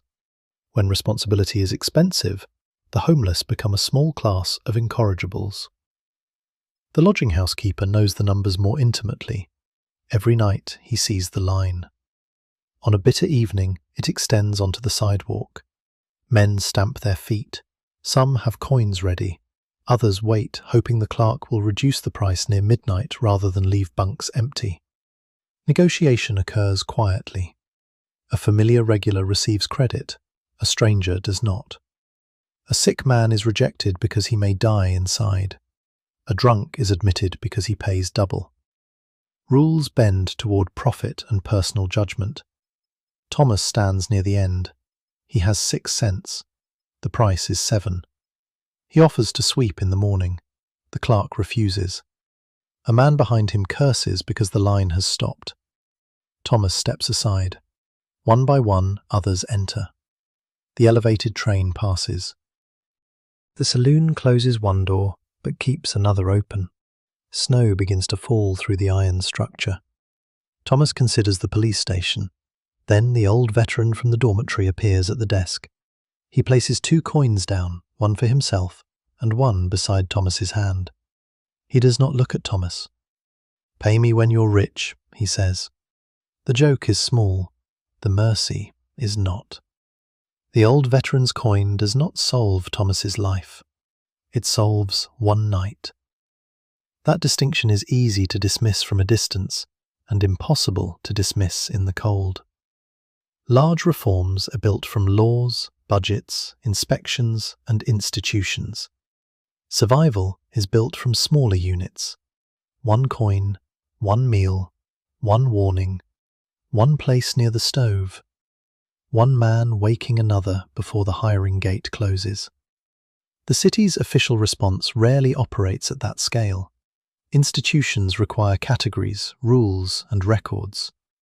The lodging house requires only payment. This efficiency explains its endurance. It accepts men at hours when charitable offices are closed. It does not demand proof of residence from men without residence. It can absorb sudden waves of unemployment, cold, immigration, and mobility. Its very defects, anonymity, crowding, minimal service, make it adaptable. To eliminate such houses without replacing their function would not eliminate homelessness. It would move men into police basements, streets, cellars, stables, and hidden rooms. Reformers gradually understand this, though not always before causing displacement. Housing reform in 19th century New York advances through repeated cycles of exposure, outrage, legislation, weak enforcement, evasion, and renewed exposure. The Tenement House Act of 1867 establishes standards, but landlords and operators find ways around them. Revisions in 1879 attempt further regulation. Inspectors are too few, political influence interferes, definitions remain contested, and profitable overcrowding continues. A lodging house can change its name without changing its air. A rooming house becomes a hotel. A boarding house claims its residents are permanent. A cellar is described as storage until night. Bunks disappear before inspection and reappear after dark. Owners argue that regulation will close the only shelter poor men can afford. They are defending profit, but they are also pointing to a real absence. The public does not yet imagine housing as a right. Shelter is treated as a commodity, a charitable gift, a police favour, or an institutional discipline. The idea that a city might owe safe accommodation to every person within it has little power. Relief is exceptional. Markets are normal. If the market offers only a vermin-filled floor, the failure is attached to the buyer. Into this world steps Jacob August Rees, a Danish immigrant who understands some of its humiliations from memory. He arrived in the United States in 1870, young, ambitious, and poor. Before becoming a reporter, he struggled to find work and experienced hunger, wandering, and police lodging.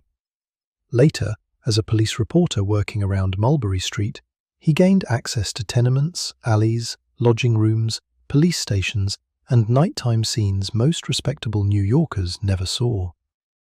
Rees is not a neutral eye. No observer is. He carries the moral language of his age: evangelical conviction, faith in reform, fear of disorder, admiration for discipline, and prejudices that appear plainly in his descriptions of ethnic communities. He can humanize the poor and stereotype them in the same page. He can recognize structural injustice and still divide people into moral types. His work must be understood with both gratitude and caution. But he does something powerful.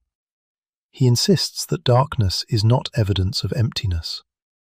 Before practical flash photography, the interior of a lodging room resists the camera. Windows are too small or absent. Lamps are weak. Long exposures require stillness, impossible in a raid or crowded dormitory. The darkness protects owners, not lodgers. Written descriptions can be dismissed as exaggeration. A photograph promises proof. In the late 1880s, Rees and collaborators experiment with magnesium flash powder. The method is dangerous and dramatic. Powder ignites with a burst of white light and smoke. In cramped rooms, the flash startles sleepers and can set material alight. The photographer enters not quietly, but explosively. For a fraction of a second, the room becomes brighter than day. Imagine the scene from the lodger's side. It is after midnight. Men lie on floor spots in a room too small for the number of bodies. A sanitary police officer enters. The keeper protests. Someone raises a lamp. Strangers arrange equipment. Then comes a flash like lightning trapped indoors. Men wake with hands over eyes. Smoke spreads. The camera has taken their poverty before they understand they are being observed. The resulting image travels where they cannot. It appears in lectures, magazines, books, reform campaigns, and conversations among wealthy citizens. Viewers stare at bodies crowded into darkness. They experience shock. Some feel compassion. Some feel disgust. Some see victims. Some see danger. Some see proof of their own moral distance. The photograph gives the men visibility while taking their control over how they are seen. This contradiction runs through documentary reform. Exposure can produce change, but it can also turn suffering into spectacle. Rees wishes to awaken conscience. He succeeds. Yet the lodgers rarely speak in their own words. Their faces become evidence in someone else's argument. One of Rees's famous photographs shows what was called a 5-cent spot, an unauthorized lodging where people slept crowded on a floor. He reported a room roughly 13 feet square holding 12 men and women, some in bunks and others on the floor. The image compresses the whole economics of cheap shelter into a single frame. Bodies arranged according to what they could pay, privacy erased by rent calculated in inches. Another subject of his campaign is the police station lodging room. Rees describes air thick with tobacco smoke and steam from unclean, wet clothing. Men lie or sit in listless attitudes. To viewers, the room looks like a place where disease itself might be sleeping. Public health becomes one of the most persuasive arguments for reform because disease does not respect class boundaries. Moral concern for the poor can be ignored. Fear that typhus will spread uptown cannot. Lodging houses, tenements, sweatshops and police basements are recast not only as sites of suffering, but as threats to the entire urban organism. This argument carries both solidarity and stigma. It says the health of rich and poor is connected. It also presents poor bodies as reservoirs of contagion. Sanitary inspectors enter lodging rooms counting occupants, examining ventilation, checking privies, measuring spaces, and ordering changes. Owners complain. Lodgers may welcome cleaner conditions, but fear closures that remove cheap beds. A regulation requiring more space per person can improve safety and simultaneously reduce capacity. If wages and housing supply do not change, the excluded men go elsewhere. Reform must answer a question more difficult than exposure. Where will everyone sleep tonight? The answer remains incomplete throughout the 1880s. Some private philanthropists attempt better lodging models. They imagine clean, inexpensive dormitories with supervision, bathing, ventilation, and perhaps employment assistance. The challenge is financial. A safe bed costs more to operate than a floor spot. If the price rises beyond the poorest man's coins, the model serves only those already slightly better off.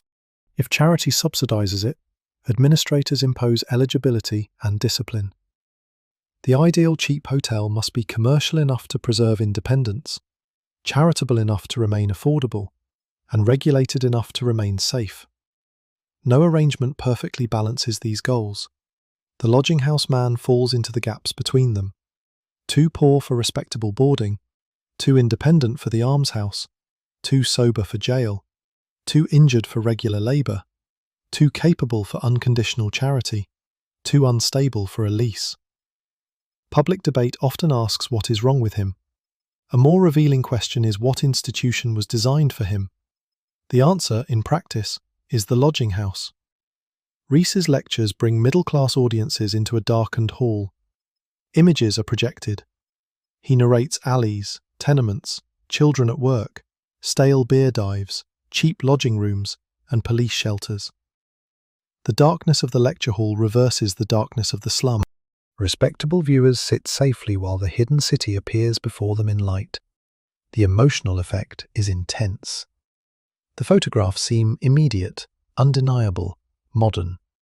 They transform reform from abstract statistics into faces and rooms. In 1889, Rees's work appears in Scribner's magazine. In 1890, How the Other Half Lives is published as a book. It gives a phrase to the distance separating New York's classes. One half does not know how the other half lives. But knowledge does not automatically produce justice. Some readers conclude that housing conditions create crime and despair. Others conclude that the poor require stricter control. Reform can move in both directions, toward protection or surveillance. Police raids increase visibility and disruption. A raid may close an illegal floor lodging, arrest a keeper, remove intoxicated residents, or expose disease. It may also send dozens of men into the street at 2 a.m. Officers enter with authority that residents cannot challenge. Property is lost. Names are recorded. Men who have committed no crime are handled as part of a dangerous environment. The newspaper report the next day celebrates the raid. The lodger searches for another bed.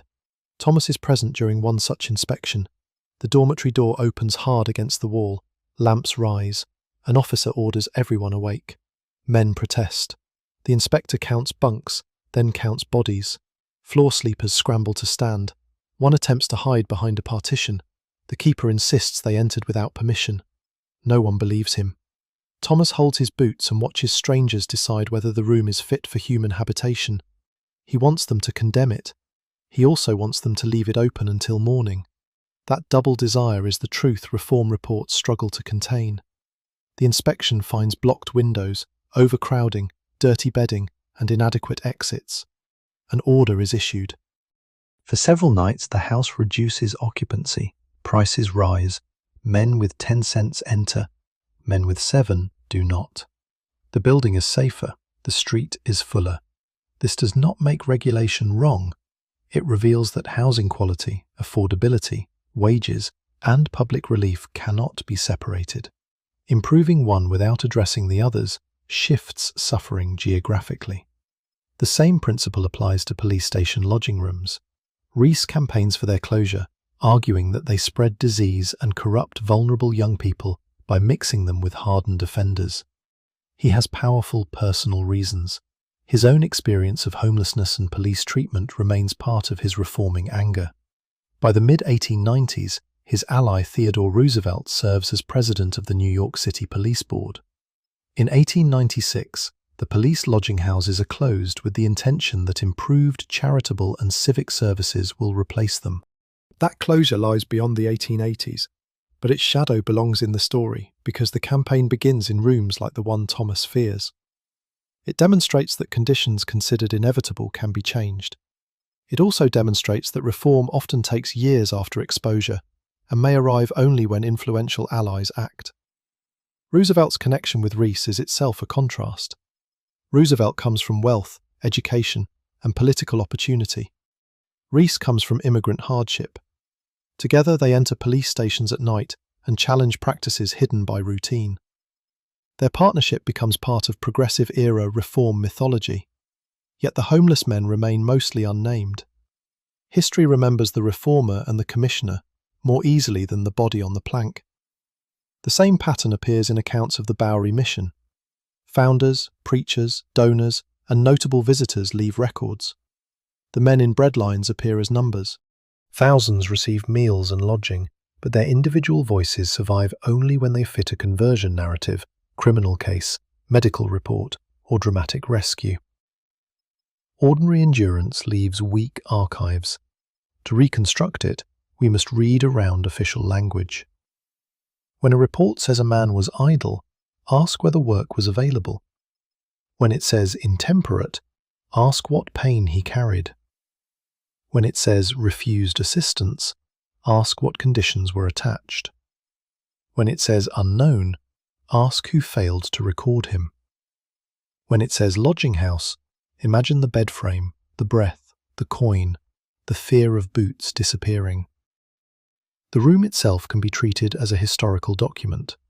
Its worn stairs show traffic. Its nailed windows show conflict between ventilation and security. Its bunk spacing shows profit. Its stove location shows hierarchy. Its wash basin shows the limits of reformers' demands for cleanliness. Its desk shows that shelter is sold one night at a time. Its fire escape, if present, shows lessons learned after deaths elsewhere. Its walls show repeated occupation without belonging. The building also connects to businesses around it. A lodging house does not stand alone. It generates customers for saloons, barbers, eating houses, laundries, second-hand shops, pawnshops, employment agencies, cheap theatres, prostitutes, and missions. Police encounter its residents. Hospitals receive them. Courts classify them. Politicians register them. Newspapers describe them. Employers draw labour from them. The city economy depends on a population it publicly condemns. At dawn, a restaurant receives coal delivered by a man from the lodging house. By evening, diners discuss the problem of tramps. A hotel's sheets are washed by workers living in rooms less clean than the linen they handle.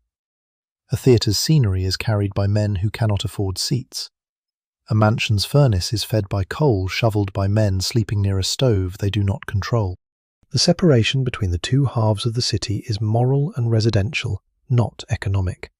Their labour joins them every day. The homeless man is not outside society. He is inside its least protected machinery. Labour organisation offers one possible defence, but casual and transient workers are difficult to unionise. Skilled trades have stronger unions and benefit societies. Longshore and construction labour can be fragmented by ethnicity, contractor systems, seasonal demand, and large pools of replacement workers. Employers use competition among men to suppress wages and discipline dissent. Strikes and labour demonstrations punctuate the decade. The national labour movement grows. The nights of labour expand dramatically before declining. The demand for an 8-hour day gains energy. The Haymarket Affair in Chicago in 1886 shapes national fear of radicalism even far from the event itself. Newspapers and authorities associate labour unrest with foreign anarchists, disorder, and urban crowds. In New York lodging houses, politics is discussed through immediate questions. Will the strike close the docks? Are replacement workers being hired? Which union offers support? Will police break the meeting? Is the speaker genuine or an informer? A man without tomorrow's bed cannot easily sacrifice wages for a long campaign, yet he has the most to gain from collective protection. Poverty weakens solidarity by making every vacancy urgent. If Thomas refuses dangerous work, another man accepts it. If both refuse, the employer may raise the wage. But the man behind them has not eaten. The system converts hunger into strike-breaking without requiring ideological opposition. This is one reason employers value a large, transient labour population. It is a reserve army, available when needed and abandoned when not. The cheap lodging houses keep that army near the workplace at minimal cost to industry. The language of army appears often in contemporary descriptions of tramps. It suggests invasion. But another interpretation is possible. These men are reserves mobilised by the economy and blamed for remaining visible between campaigns. Their uniforms are second-hand coats. Their barracks are lodging rooms. Their orders come from hiring bosses. Their discharge can happen every evening. The emotional cost accumulates. A man who once expected steady progress learns to expect interruption. He stops making appointments because he cannot know where he will sleep. He avoids attachments because departure is likely. He spends wages quickly because saving has repeatedly been defeated by theft, injury, and dismissal. Observers call this improvidence. It may be adaptation to instability. Future planning requires confidence that the future will resemble the present. For Thomas, it does not. He finds work sweeping a wholesale market at night. The shift pays less than heavy dock labour, but uses his injured hand less. For 2 weeks, he sleeps during the day in a house willing to rent bunks to night workers. Day sleep is difficult. Street noise penetrates. Attendants clean around him. New lodgers enter. Yet he begins to save. He buys the second-hand shirt. He writes to his sister. He does not mention the lodging house. He says he has taken a room near the market. The lie is close enough to truth that he can bear it. Then the market contractor changes. The new man brings his own crew. Thomas returns to the hiring gates. This pattern destroys not only income, but narrative. A life is usually told through continuity. Apprenticeship, work, marriage, home, age. The lodging house man's story becomes episodic. Job, gap, bed, street, mission, job, injury, jail, bed. Institutions see disconnected incidents. The man experiences one continuous struggle. The danger is that he begins to see himself through the incidents too. One night, Thomas does not remove his boots. He does not check for bedbugs. He does not hide his coins because there are none. He lies in a bunk paid for by the veteran and stares at the boards above him. The room is loud, but he hears only the sentence the foreman used weeks earlier. No use for you. It attaches itself to more than his hand. No use for you. A city that measures men by immediate usefulness can make unemployment feel like erasure. The old veteran in the bunk below begins telling a story about crossing a field under artillery fire. Thomas has heard it before. The details change each time. Tonight, instead of listening, he asks the veteran his real name. The man is silent for so long that Thomas thinks he has fallen asleep. Then he answers. For the rest of the night, Thomas knows one person in the room. Knowing a name changes the room only slightly. The bunks remain crowded, the air remains foul. The clerk still demands payment. Yet anonymity has cracked. The old veteran is no longer merely old soldier. He is Samuel Reed, born in Massachusetts, once a cooper, later a private in an infantry regiment, then a labourer in cities along the coast. Whether every detail is true matters less than the act of telling. A name creates obligation. If Samuel does not wake, Thomas will notice. The next morning, Samuel is awake first. He sits on the edge of the bunk rubbing his chest. His cough has deepened. Thomas asks whether he has seen a doctor. Samuel laughs. Doctors, he says, are for men who can afford to be told they are dying. That joke belongs to an age before modern social insurance, but its logic survives wherever medical care competes with rent and food. In the 1880s, a poor man's illness often becomes public only when he collapses. Until then, he treats himself with patent medicines, alcohol, rest when possible, and advice from strangers. Bottles promise cures for consumption, weakness, catarrh, rheumatism, nerves, and every unnamed disorder of the industrial body. Many contain alcohol, opiates, stimulants, or ingredients undisclosed to the buyer. A patent medicine advertisement can sound more hopeful than a hospital ward. It addresses the man directly. It promises privacy. It requires no examination of character. Like the lodging house, it converts desperation into a simple purchase. Samuel buys a small bottle from a druggist. It makes him sleep. The cough remains. Mental illness follows a similar path of concealment, punishment, and institutional fear.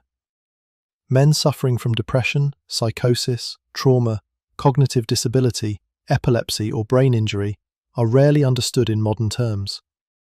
Their behaviour may be called madness, drunkenness, degeneracy, idleness, or vice. A man hearing voices can be mocked in the lodging room, arrested in the street, or sent to an asylum. A man too depressed to rise is called lazy. A veteran waking in terror is told to stop drinking, even when drink is the only sedative he knows. The dormitory can intensify disturbance. Noise prevents sleep. Theft produces vigilance. Violence confirms paranoia. Crowding removes retreat. Yet it can also provide informal guardianship. Regulars know which man should not be startled, which becomes dangerous after whiskey, which wanders, which forgets his name, which needs to be guided away from the stairs. No one calls this care. It happens anyway. A former schoolteacher known as Professor sometimes speaks to an invisible classroom. He corrects grammar, recites poetry, and writes equations with his finger on the table. Newcomers laugh. Regulars leave him alone. When he becomes agitated, Samuel gives him a newspaper and asks for a lesson. The ritual calms him. The clerk tolerates Professor because he usually finds enough coins, and because throwing him out creates more trouble than keeping him. One winter night, Professor returns without a coat. No one learns whether it was stolen, sold, or lost. 3 men contribute clothing: a scarf, a torn jacket, gloves without fingertips. The gifts do not match and barely warm him. He wears them like academic robes. Such scenes complicate every claim that the lodging house destroys morality. It can certainly reward hardness. It can teach theft and distrust. It can also reveal forms of mutual aid, born not from abundance, but shared exposure. Men who possess almost nothing understand the exact value of a glove. Christmas sharpens the contrast between public sentiment and ordinary neglect. Newspapers publish appeals for the poor, churches organize dinners, missions decorate halls with evergreen. Wealthy donors arrive to serve meals, offer speeches, and witness gratitude. For one day, a man may receive turkey, bread, coffee, tobacco, perhaps clothing, perhaps a bed. He is photographed or described as part of a redeemed crowd. The meal is real. So is the hunger the next day. Holiday charity can be sincere and still temporary. It allows donors to feel the city reunited without changing the conditions that separate it. A lodging house resident may appreciate the feast and resent the expectation that he display transformation before dessert. At the Bowery Mission, hymns rise above a room filled with men. A speaker tells them no one is forgotten. Outside, Carriages pass beneath the elevated tracks. Snow softens the street briefly. Volunteers place plates before men who eat too quickly. Thomas saves part of his bread for Samuel. Samuel does not arrive. By late evening, Thomas returns to the lodging house and finds his bunk empty. The clerk says Samuel was taken to Bellevue after collapsing near the stove. He says it without cruelty and without concern. Men collapse. Ambulances come. Beds reopen. Thomas asks whether Samuel left anything. The clerk points to a small bundle, a shirt, the medicine bottle, a spoon, and the medal wrapped in cloth. For the first time in months, Thomas possesses something another man trusted him to protect. He keeps the medal. Bellevue Hospital is a world of its own. Wards, medical students, nurses, attendants, charity patients, emergency cases, and bodies brought from streets. For a poor man, entering may mean receiving care unavailable anywhere else. It may also mean becoming a case observed by others. Teaching hospitals learn from bodies that have few alternatives. Thomas walks there the following day. He gives Samuel's name. The clerk searches records. Names are misspelled. Ages are guessed. Men arrive unconscious. Samuel may be listed under another form. Eventually, Thomas is directed to a ward. Samuel appears smaller in a hospital bed than in the lodging house bunk. Clean sheets surround him, but they emphasize how little of him remains. He recognizes Thomas and asks whether the medal is safe. Thomas says yes. Samuel tells him to sell it if necessary. Thomas refuses. Samuel smiles as if refusal were proof of wealth. Within days, he dies. There is no family present. Thomas does not know whether relatives survive. The medal provides a military identity, but not necessarily a current address. The machinery of death proceeds. A certificate is made. The body leaves the ward. If no claimant appears, public burial awaits. Thomas returns to the lodging house carrying the medal. The other men ask what happened. He says Samuel is gone. For a few seconds, the room becomes quiet. Then someone coughs, cards slap the table, the train passes, and business resumes. Grief has no private room in which to unfold. Thomas places the medal beneath his shirt. He feels embarrassed by the tears that come later, turned toward the wall. Men around him pretend not to hear. Death also produces fear because it reveals proximity. Samuel was not ancient. He walked, joked, lent coins, and remembered war. His disappearance tells every man that the line between regular lodger and unknown corpse is thin. Some respond by drinking. Some seek mission services. Some write home. Some make louder jokes. Thomas writes his sister's full address on paper and places it with the medal. He has begun to prepare to be identified.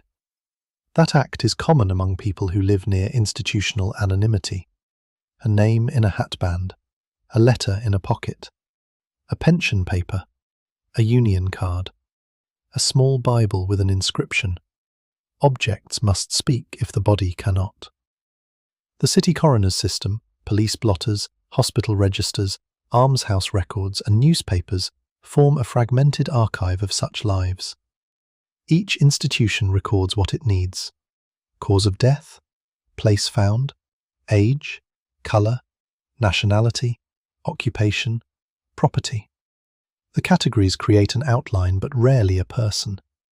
Even occupation may be unstable. A man who spent 20 years as a mason but sold fruit for his last month may be recorded as peddler. A sailor ashore becomes labourer. A clerk unemployed becomes vagrant. The last visible condition overwrites the longer identity. Homelessness edits a life backward. Crime records are more detailed because the state demands explanation when it punishes. A lodger arrested for theft may leave testimony, witness statements, addresses, aliases, and descriptions.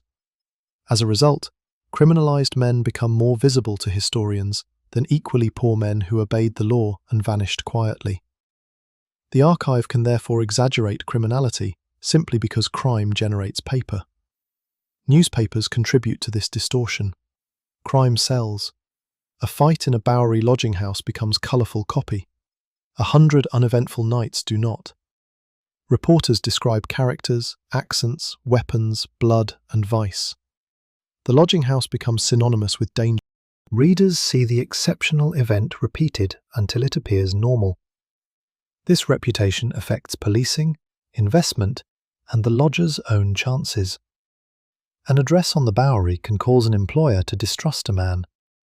The lodging house does not merely contain stigma, it prints stigma onto residents. Some men give false addresses. Some use mission addresses. Some claim to live with relatives. A lie becomes necessary to appear honest. The postal system itself exposes instability. Without a fixed address, letters are difficult to receive. Men use general delivery, friendly businesses, saloons, missions, or lodging house desks. Mail can be delayed, opened, lost, or used as leverage. A letter offering work may arrive after the man has moved. A family death may be learned months later.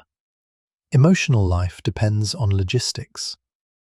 Thomas sends his letter through a mission because he trusts its address more than the lodging house. He tells his sister only that work has been uncertain and that he may visit in spring. He does not ask for money. He encloses no return location except the mission. Weeks pass. Every time he enters the mission, he asks for mail casually, pretending the answer does not matter. At last, a letter waits. His sister writes that he is welcome. She does not accuse. She says their mother asked about him before she died the previous winter. Thomas reads the sentence 3 times. No institution has prepared him for grief delayed by poverty. He had believed his mother alive because he could not afford information. The letter contains $2. $2 is an enormous sum in his present world. It represents many nights, meals, a train fare, clothing, tools, or drink. It also creates immediate danger. He must hide it. He tells no one. He buys a money order for part of the sum or leaves some with a trusted mission worker. He replaces his boots. He purchases a clean shirt. He keeps enough for travel. For the first time, departure becomes possible. But possibility is not decision. Returning to family means admitting failure. It means arriving older, injured, and poorer than when he left. It may mean dependence. New York still offers the fantasy of one good opportunity. A foreman might hire him tomorrow. A contact might remember him. The city has taken years from him, but it continues to promise repayment. This is one of its most powerful traps. Hope survives evidence. Thomas delays the train by 1 day, then another. He rents a better bed. He eats meat. He visits a former employer. The employer offers no work but suggests a lighter job may open soon. Soon is the most dangerous word in the lodging house district. Men remain because of soon. A ship soon. A contract soon. Spring soon. Payday soon. Reform soon. The $2 shrink. Thomas recognizes the pattern only when half is gone. He buys the train ticket. On his final night, he pays for a 25-cent bed with sheets. The room is smaller and cleaner. A partition separates bunks. He should feel victorious. Instead, he cannot sleep. Silence reveals how accustomed he has become to coughing and trains. He misses Samuel's voice. He wonders what happened to Professor. He thinks of men who will remain after he leaves, and of the bed that will hold another body tomorrow. At dawn, he returns to the cheaper dormitory to say goodbye. No one performs sentiment. One man asks for his old coat. Another tells him Pennsylvania is worse than New York. Professor salutes. The clerk nods once. Thomas gives Samuel's coin debt to a young newcomer who is short of bed money. "Pay me when you're rich," he says. The phrase has become inheritance. Thomas leaves, but the story cannot end with escape, because most historical lives do not arrange themselves for satisfying closure. We do not know whether a man like Thomas recovered, found family stability, returned to New York, entered another lodging house, or died anonymously elsewhere. He is a composite, built from patterns, not a documented individual. His departure represents possibility, not proof that character conquers conditions. For every man who leaves, another enters. The train carrying Thomas West passes districts shaped by the labour of men still sleeping in bunks. Factories open, store shutters rise, the harbour receives ships, the city continues to grow. New immigrants step ashore, contractors assemble crews. Buildings rise on land whose value increases faster than workers' wages. The lodging house line forms again by evening. A man arrives from a farm after drought and debt. Another leaves a factory town after a strike. Another is discharged from prison with a few coins. Another has been dismissed from domestic service. Another has deserted a ship. Another fled racial violence. Another is searching for a brother. Another simply believed New York would be different. The clerk counts each hope as 7 cents. Not all lodging houses are equally brutal. Some provide decent beds, ventilation, washrooms, lockers, and rules fairly enforced. The term covers a range from respectable working men's hotels to illegal floor lodgings. Price, location, management, and clientele matter. It would be false to describe every house as a cellar of horror. But the lowest tier defines the edge of survival, and it is there that the city's contradictions become clearest. The men paying 5 or 7 cents have no bargaining power. If bedding is filthy, they cannot demand replacement. If another lodger threatens them, they may avoid police. If the room is dangerous, the alternative may be outdoors. Markets protect consumers only when consumers can walk away. The poorest customer cannot. Lodging house labourers themselves occupy an ambiguous position. The night clerk, cleaner, watchman, or attendant may earn low wages and live on site. He faces disease, violence, fire, and pressure from owners to maximise occupancy. He may extort residents or protect them. He may be one lost job away from the bunks he supervises. An attendant waking men at dawn can appear cruel. Perhaps he is. Perhaps the owner will dock his pay if beds remain occupied. Perhaps he has worked all night and wants the room emptied so he can sleep. Institutions transmit pressure downward until the poorest person seems responsible for the pain he enforces. The owner may never enter at night. He receives rent through managers. Real estate separates profit from smell. This separation is central to the Gilded Age city. Investors own buildings through agents. Employers hire through contractors. Charities investigate through visitors. Police enforce orders from commissioners. The people making decisions rarely share rooms with those living under them. Responsibility disperses across systems until everyone claims limited power. The lodging house man experiences the system as a series of faces telling him no. No work, no credit, no loitering, no admission without payment, no relief without investigation, no room unless you can pay in advance, no use for you. Yet he also hears yes in unexpected places. Yes, sit near the stove. Yes, I'll watch your boots. Yes, they may be hiring at Pier 20. Yes, take the bread. Yes, use my address. Yes, tell me your name. The history of homelessness is not only the history of institutions failing, it is the history of people improvising forms of belonging inside failure. One of the most surprising truths about the lodging house is that it can become familiar enough to resemble home, even while lacking nearly everything home is supposed to provide. Regulars know the sounds, routines, safe corners, dangerous men, and moods of the clerk. They return to the same bunk when possible. They leave small objects with trusted neighbours. They develop jokes, debts, conflicts, and loyalties. The building enters memory. Calling it home does not make it adequate. It reveals the human need to attach meaning to repeated space. A man may defend his lodging house against outsiders while complaining about it constantly. He resents reformers who describe him as degraded. He knows the bedbugs are real. He also knows the reformer will leave after the photograph. This tension matters when we listen to historical voices. People can demand better conditions without wanting their communities erased. They can recognize exploitation and still value relationships formed within it. Reform that sees only buildings may destroy networks. Reform that romanticizes networks may leave dangerous buildings untouched. The challenge is to preserve dignity without preserving misery. New York struggles with that challenge throughout the following decades. Model lodging houses, settlement work, public baths, tenement regulation, missions, labor reform, and municipal shelter systems expand. Police lodging rooms close in 1896. The Tenement House Act of 1901 strengthens requirements for light, ventilation, fire safety, and sanitation. A municipal lodging house eventually provides city-run temporary accommodation and food.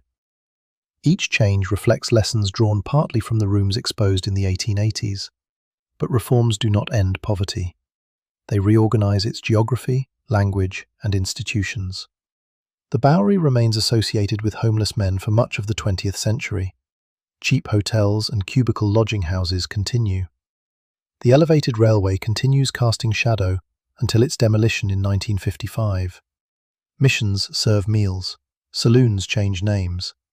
The word tramp gives way to bum, vagrant, derelict, homeless man, unhoused person, each term carrying different politics, sympathy, and stigma. Buildings modernize. The fundamental question persists. Where can a person with almost no money exist without being punished, exploited, or forced to prove moral worth? The answer remains contested, because shelter is never only a bed. It involves privacy, safety, autonomy, location, work, health, relationships, and the right to remain visible in the city. The 7-cent bunk contained all of these questions in miniature. Stand on the Bowery now, and much of the old soundscape has vanished. The elevated railway no longer darkens the street. Steam locomotives no longer shower pedestrians with cinders.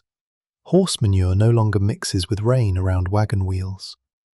The windows contain restaurants, galleries, hotels, stores, apartments, and businesses whose prices would be incomprehensible to the men who once searched the pavement for a coin. But the street's oldest shape remains. The Bowery still follows a route far older than the lodging houses, older than the city itself, a path that connected human movement long before iron tracks rose above it. Buildings have been demolished, altered, cleaned, subdivided, combined, landmarked, or replaced. The physical evidence of the 7-cent night survives unevenly, often hidden behind new interiors and expensive facades. The Bowery mission remains one of the clearest living links. Founded in 1879, it continues to serve New Yorkers in need. Its survival creates continuity, but not simplicity. The mission of the present is not identical to the mission hall of the 1880s. Programs, language, professional practice, and the scale of homelessness have changed. Yet a door opened for someone with nowhere to turn still performs an act recognizable across the centuries. The men who stood in 19th century breadlines would not recognize modern case management, subway outreach, housing vouchers, mental health services, or the vast shelter system. They would recognize waiting. They would recognize the calculation of whether a bed feels safe. They would recognize the fear of losing property, the humiliation of being questioned, the challenge of keeping appointments without stable sleep, and the way the public discusses homeless people as both neighbors and threats. They would recognize the phrase, "just one night." Modern New York possesses resources the 1880s city could scarcely imagine. Hospitals understand infection differently. Public health systems track disease. Labor laws, workplace safety rules, unemployment programs, disability benefits, veterans services, food assistance, public transportation, and legal protections exist. The city operates a large shelter network. Advocacy has established a legal right to shelter in New York. Organizations provide outreach, meals, medical care, and pathways to housing. And still, the city struggles to ensure that every person has a safe, stable place to live. The comparison should not flatten time. A modern shelter is not a 7-cent Bowery floor. A subway car is not a police station lodging room. The people experiencing homelessness today are more diverse than the stereotyped 19th century image of unattached white male tramps. Families, children, women, migrants, veterans, people escaping violence, workers priced out of housing, and those facing mental illness or disability all form part of the present crisis. Yet the old questions remain visible beneath new terminology. Is shelter a right or a test? Is homelessness caused by personal failure or structural conditions? Should the response emphasize housing, work, treatment, policing, charity, or some combination? How much privacy must a person surrender to receive help? What conditions can be attached to safety? Who is considered deserving? Where can someone exist when every indoor space requires payment or permission? The 19th century lodging house does not provide answers. It reveals the cost of avoiding them. In 1880, New York's total population was about 1.2 million, with nearly 479,000 foreign-born residents. By 1890, the total had risen to more than 1.5 million. The city was absorbing extraordinary human movement without building equal protection for those at the bottom. By around 1890, historical estimates suggested more than 9,000 homeless men found lodging along the Bowery, in accommodations ranging from 25-cent beds with sheets to 7-cent hammocks and 5-cent floor spots. Numbers help establish scale, but numbers can also distance us. 9,000 becomes abstract. Return instead to one hand placing coins on wood. The clerk sweeps them into a drawer. A token moves across the counter. The man climbs. That sequence may happen hundreds of times in a single night across the district. Every transaction contains a story the clerk does not hear. One man survived a shipwreck. One buried a child. One fled a violent employer. One stole the coins. One earned them carrying stone. One received them from a stranger. One had once owned a business. One will own one again. One will die before morning. The lodging house treats them equally only in the narrowest sense. Each pays for space. Capitalism can appear democratic at the counter. The price is the same. The ability to pay is not.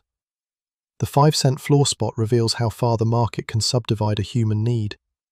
When income is low enough, shelter is reduced from room to bed, bed to hammock, hammock to floor, floor to permission not to be removed. Privacy, cleanliness, quiet and safety become luxury features. The product approaches the minimum condition between indoors and outside. This logic does not belong only to the 19th century. Whenever housing becomes unaffordable, space is divided more aggressively. Rooms become cubicles. Apartments become overcrowded. Workers double up. Families enter hotels. People sleep in vehicles, shelters, transit systems, workplaces, or illegal conversions. The vocabulary changes. The economic pressure is familiar. The lodging house is therefore not a strange relic. It is an extreme expression of a recurring urban response. Provide the smallest purchasable unit of shelter to people excluded from ordinary housing. The moral danger lies in mistaking access to that unit for a solution. A man indoors is safer from rain than a man outside. That matters. A bunk can preserve life. But if the bunk exposes him to disease, theft, violence, and endless nightly payment, it may stabilize homelessness rather than end it. Emergency shelter and permanent housing answer different questions. The 1880s city often confused them because permanent solutions required confronting wages, rents, land, labour, and political power. It was easier to debate the character of tramps. This is why Henry George's 1886 campaign resonated so strongly with workers. He argued that progress could intensify poverty when rising land values enriched owners while others struggled for access. Whether or not lodging house men followed every detail of his economic theory, they lived its central paradox. The city became more valuable around them. Their claim to space became more precarious. The Bowery itself demonstrates that transformation. Land once associated with cheap amusements, lodging houses, missions, and transient labour later became desirable to investors, developers, artists, restaurateurs, and luxury consumers. Rising value altered who could remain. Buildings that once held hundreds of poor men could be renovated into spaces for people seeking an experience of historical roughness without historical danger. The past becomes design. Exposed brick, narrow rooms, old signs and industrial details can be marketed as authenticity. But authenticity without memory turns suffering into atmosphere. To remember the lodging house honestly, we must see not only architecture, but the economy of bodies inside it. A bunk was narrow because narrow bunks increased revenue. A window was closed because heat cost money and security mattered. A floor was crowded because 5 cents multiplied across 12 bodies. A man remained because alternatives were worse. The city's visual memory owes much to Rees, but his photographs require careful looking. They are not transparent windows. They are encounters shaped by power, technology, timing, and purpose. The burst of flash freezes men at a moment chosen by the photographer. Captions classify them. Publication places them within a reform argument. Viewers bring their own assumptions. Look at a lodging house image and ask not only, "What do I see?" Ask, "Who is allowed to look? Who was awakened? Did the subjects consent? What happened after the camera left? Were they evicted? Did inspection improve the room? Did anyone record their names?" The photograph's silence is part of its meaning. Rees's legacy is powerful precisely because it is imperfect. He helped force privileged New Yorkers to confront conditions they ignored. His work contributed to public pressure for reform. He also wrote within ethnic hierarchies and moral categories that can wound the people he sought to defend. Historical honesty does not require choosing between hero and villain. It requires seeing how reform can carry prejudice and still produce change. The same caution applies to Theodore Roosevelt. His support helped close police station lodging houses in 1896. The closure removed dangerous, disease-ridden spaces from precincts. But institutional closure must be measured by what replaces it, not only what disappears. A basement can be abolished on paper, while the people who slept there remain. Progress is not the removal of an ugly room from public view. It is the creation of a safer life for the person who needed it. The men themselves understood this instinctively. They judged institutions by outcomes. Did the mission feed them? Did the police beat them? Did the charity find work? Did the lodging house keep their boots safe? Did the hospital discharge them alive? Ideology mattered less than whether a door opened. Historians must resist making them passive. Homeless men negotiated, chose, refused, travelled, organised, deceived, worked, resisted, helped one another, and interpreted the city. Their options were constrained, but constraint is not absence of agency. Thomas chooses the lodging house over the station, food over whiskey, delay over departure, then departure over another promise. Each choice is meaningful even when none is fully free. Freedom without resources can become a sequence of bad options presented as personal responsibility. The lodging house room is full of these constrained choices. A man can sleep beside the stove and risk theft, or near the window and freeze. He can spend money on food and seek free police lodging, or pay for a bed and remain hungry. He can reveal illness and risk rejection, or conceal it and worsen. He can accept mission discipline, or maintain independence outside. He can refuse dangerous work and go without wages, or accept and risk permanent injury. He can return to family in shame, or remain in the city in hope. Observers often see the final choice and ignore the options that produced it. That error survives into the present whenever homelessness is explained by the last visible behaviour. A person drinks, refuses a shelter placement, sleeps in transit, misses an appointment, loses documents, or returns to the street. The behaviour becomes the story. The chain of constraints disappears. The 1880s lodging house teaches us to restore the chain. Why did the man drink? Where else could he stay warm? Why did he refuse the bed?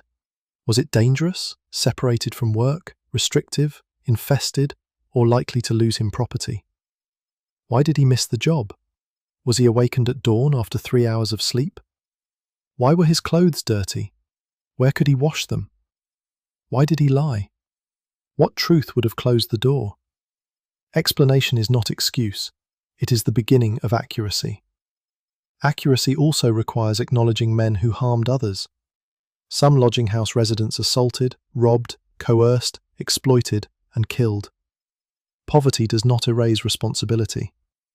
Crowded, poorly supervised rooms could be dangerous, particularly for young, disabled, intoxicated, or inexperienced men. Reformers were right to fear recruitment into crime and the spread of disease, but punishment directed at the whole population could deepen the conditions that produced vulnerability. Closing a room without creating alternatives makes victims easier to find elsewhere. Arresting a man for sleeping does not create housing. Labeling everyone dangerous allows actual predators to hide within generalized fear. Safety requires distinction, resources, and trust. Trust was scarce in the lodging house because every institution had reasons to extract something. The owner wanted coins. The mission wanted conversion or discipline. The politician wanted votes. The employer wanted strength. The newspaper wanted a story. The photographer wanted evidence. The police wanted order. The charity investigator wanted truth in a form that fit records. What did the man want? Usually the answer was smaller than the machinery around him. Work that lasted. A room with a door. A place to leave his coat. Enough sleep to think. A letter from home. To be called by his name. These desires are ordinary. That ordinariness is the most important correction to the mythology of the tramp. Homeless men were not a separate species living outside human aspiration. Many wanted exactly what respectable society claimed to value: work, independence, family, safety, and dignity. The difference was not desire, but access. Some rejected domestic stability, drifted by preference, or built identities around the road. Even they required food, safety, and recognition. Freedom from a fixed home should not mean exposure to preventable suffering. The lodging house blurred voluntary mobility and forced homelessness because the same bunk could hold both. Administrators wanted to separate them. The men's lives resisted separation. A worker might choose travel in summer and become trapped in winter. A sailor might celebrate freedom ashore, then beg for a bed. A man might leave family voluntarily, but not choose illness. Identity changed with circumstances. The city demanded a permanent category from temporary conditions. A camera flash preserved one instant. A life continued before and after it. Consider the man nearest the wall in a historical lodging house photograph. His face may be partly hidden. Perhaps he woke seconds before the exposure. Perhaps he had worked that day. Perhaps he was ashamed. Perhaps he was angry. Perhaps he never saw the image that would define him to future viewers. We know the room better than we know him. Our task is not to invent certainty where records are silent. It is to hold the silence open without filling it with stereotype. We can say what the room cost. We can describe its dimensions. We can trace laws, missions, police practices, photography, immigration, labour markets, and reform. We can reconstruct likely routines. We cannot recover every thought. But we can refuse the old assumption that a man without a recorded voice had nothing to say. The room was loud with voices. History simply stood outside the door. So let us enter once more, not as reform tourists seeking shock, but as witnesses willing to remain after the first impression fades. It is a winter night near the end of the decade. The exact year does not matter as much as the pattern. The Brooklyn Bridge has already opened. The Statue of Liberty stands in the harbour. Electric lights are appearing in parts of the city, though gas and darkness still dominate these streets. Newspapers speak of progress, labour unrest, crime, immigration, politics, invention, and wealth. Above the Bowery, the elevated railway carries passengers toward homes of every quality, except none at all. Below, a line forms at a lodging house entrance. The men do not resemble an army. They resemble individuals trying not to look cold. One keeps his hands in his armpits because he has no gloves. One holds a canvas tool bag, even though most of the tools are gone. One wears a coat too large, purchased second-hand or inherited from charity. One has polished his boots carefully. One is drunk enough to speak to strangers. One is sober enough to fear him. One coughs into a sleeve. One carries a newspaper folded to an employment notice. One has a letter he cannot read. The door opens. The line advances by one body. Inside, the clerk's lamp throws light across the counter. Coins appear from pockets, socks, hatbands, and cloth pouches. A few men pay confidently. Others count twice. The clerk does not ask where the money came from. Commerce grants a kind of privacy that charity often denies. A man with only 5 cents asks for a floor place. The clerk says the floor is full. The man waits, hoping someone behind him will help. No one moves. They are not heartless. They are afraid of becoming him. He steps back into the night. The next man pays 7 cents. We follow him upstairs. His name is not preserved. We will not give him one. Naming can humanize, but invented names can also create false possession. Let him remain the unknown man history made him, while we refuse to treat unknown as empty. He enters the dormitory and searches for the number matching his token. The bunk is narrow and already warm from someone who may have slept there during the day. He places his coat beneath his head. His boots remain on. In his pocket are 2 cents, a button, and a scrap of paper with an address. Around him the room settles.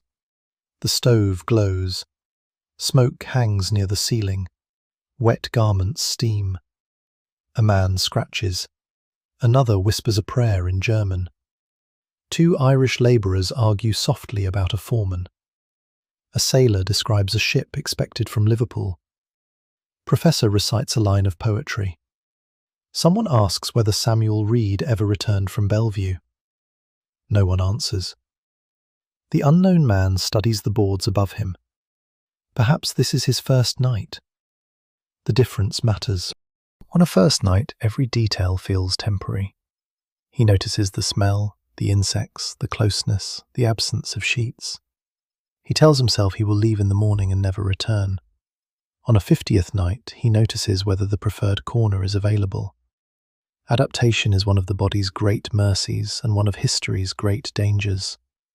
People can become accustomed to conditions that should remain unacceptable. The lodging house depends on this. So do factories, prisons, armies, and slums. The first shock fades. Routine takes its place. Outsiders interpret routine as consent, but the man's body keeps a record.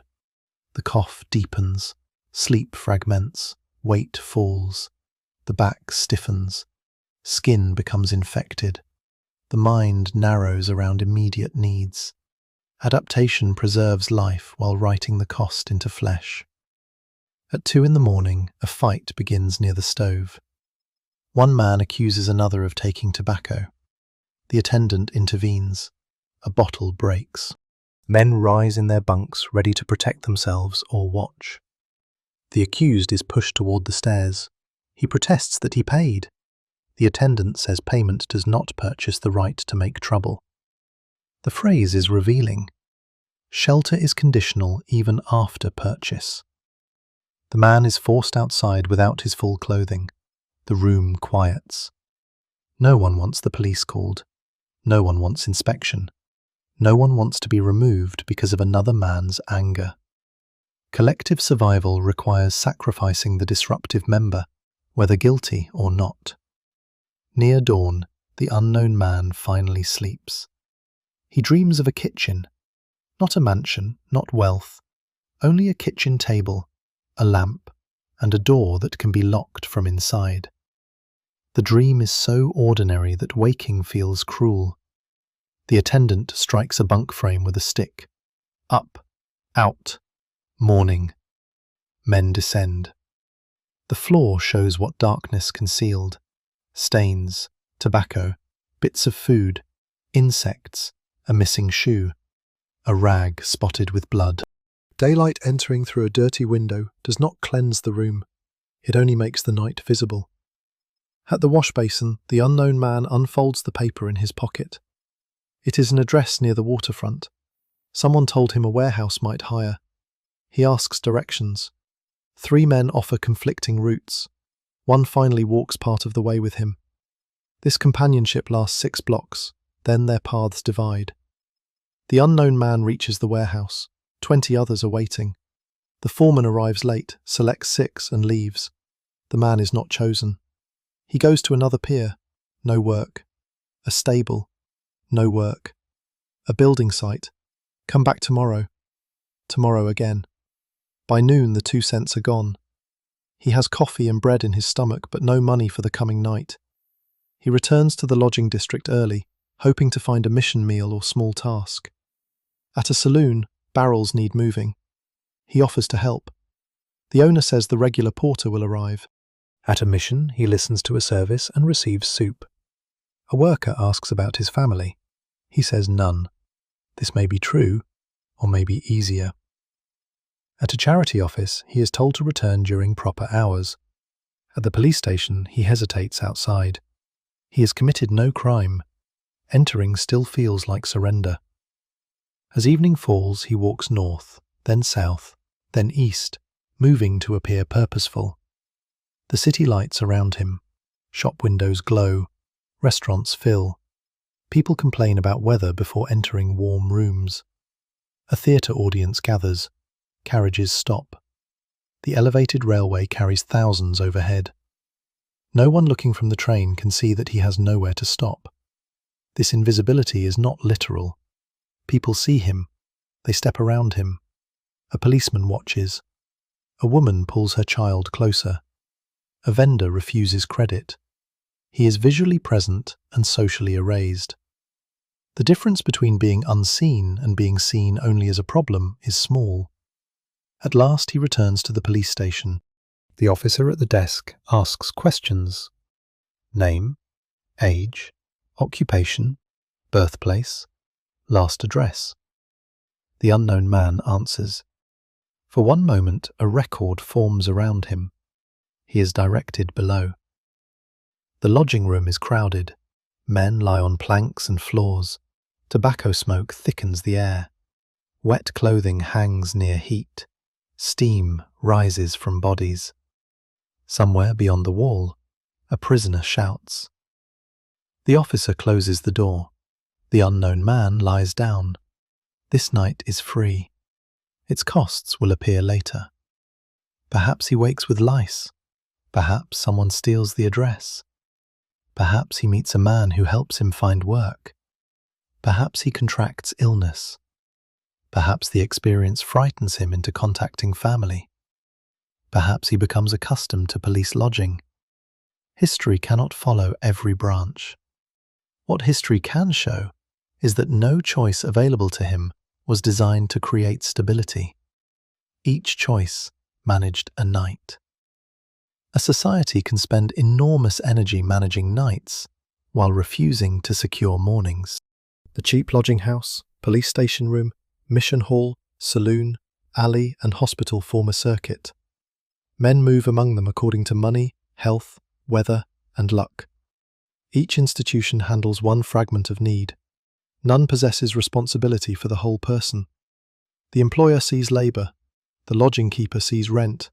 The mission sees a soul. The police see order. The hospital sees disease. The politician sees a voter. The newspaper sees a story. The man must assemble himself from these fragments.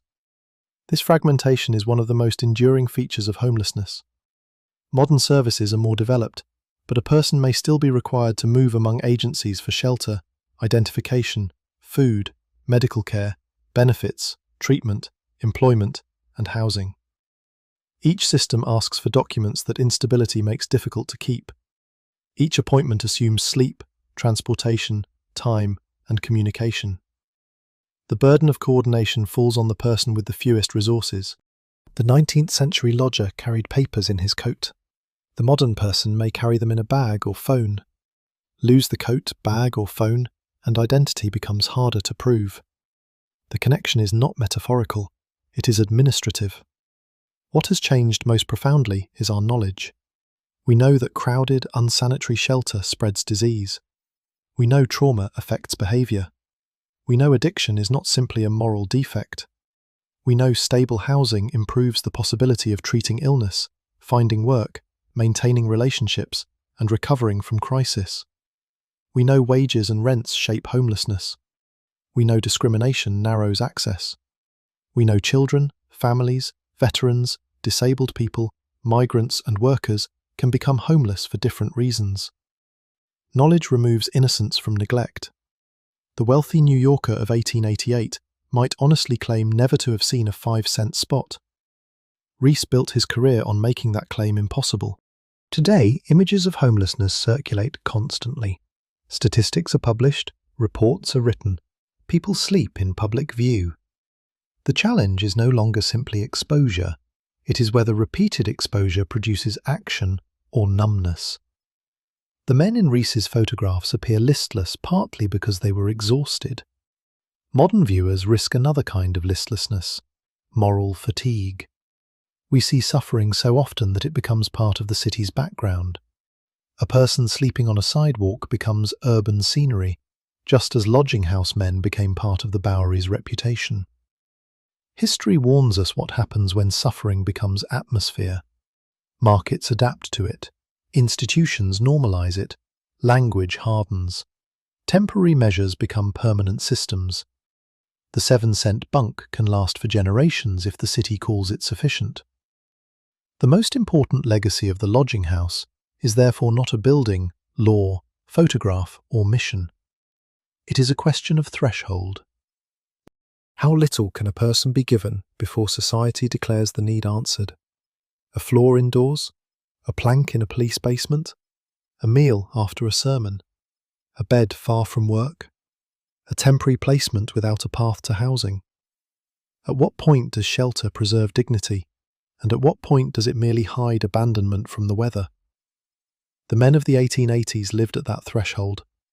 Their lives force us to look closely at words like choice, work, charity, order, and progress. Choice, between hunger and a bed. Work, available only when a foreman points. Charity, offered after investigation. Order, maintained by moving men out of sight. Progress, a bridge above workers without rooms. None of these words is false. Each is incomplete. The city did provide opportunity. Men arrived poor and built stable lives. Immigrant communities created institutions of extraordinary strength. Labour movements won reforms. Public health improved. Housing regulations saved lives. Missions rescued people.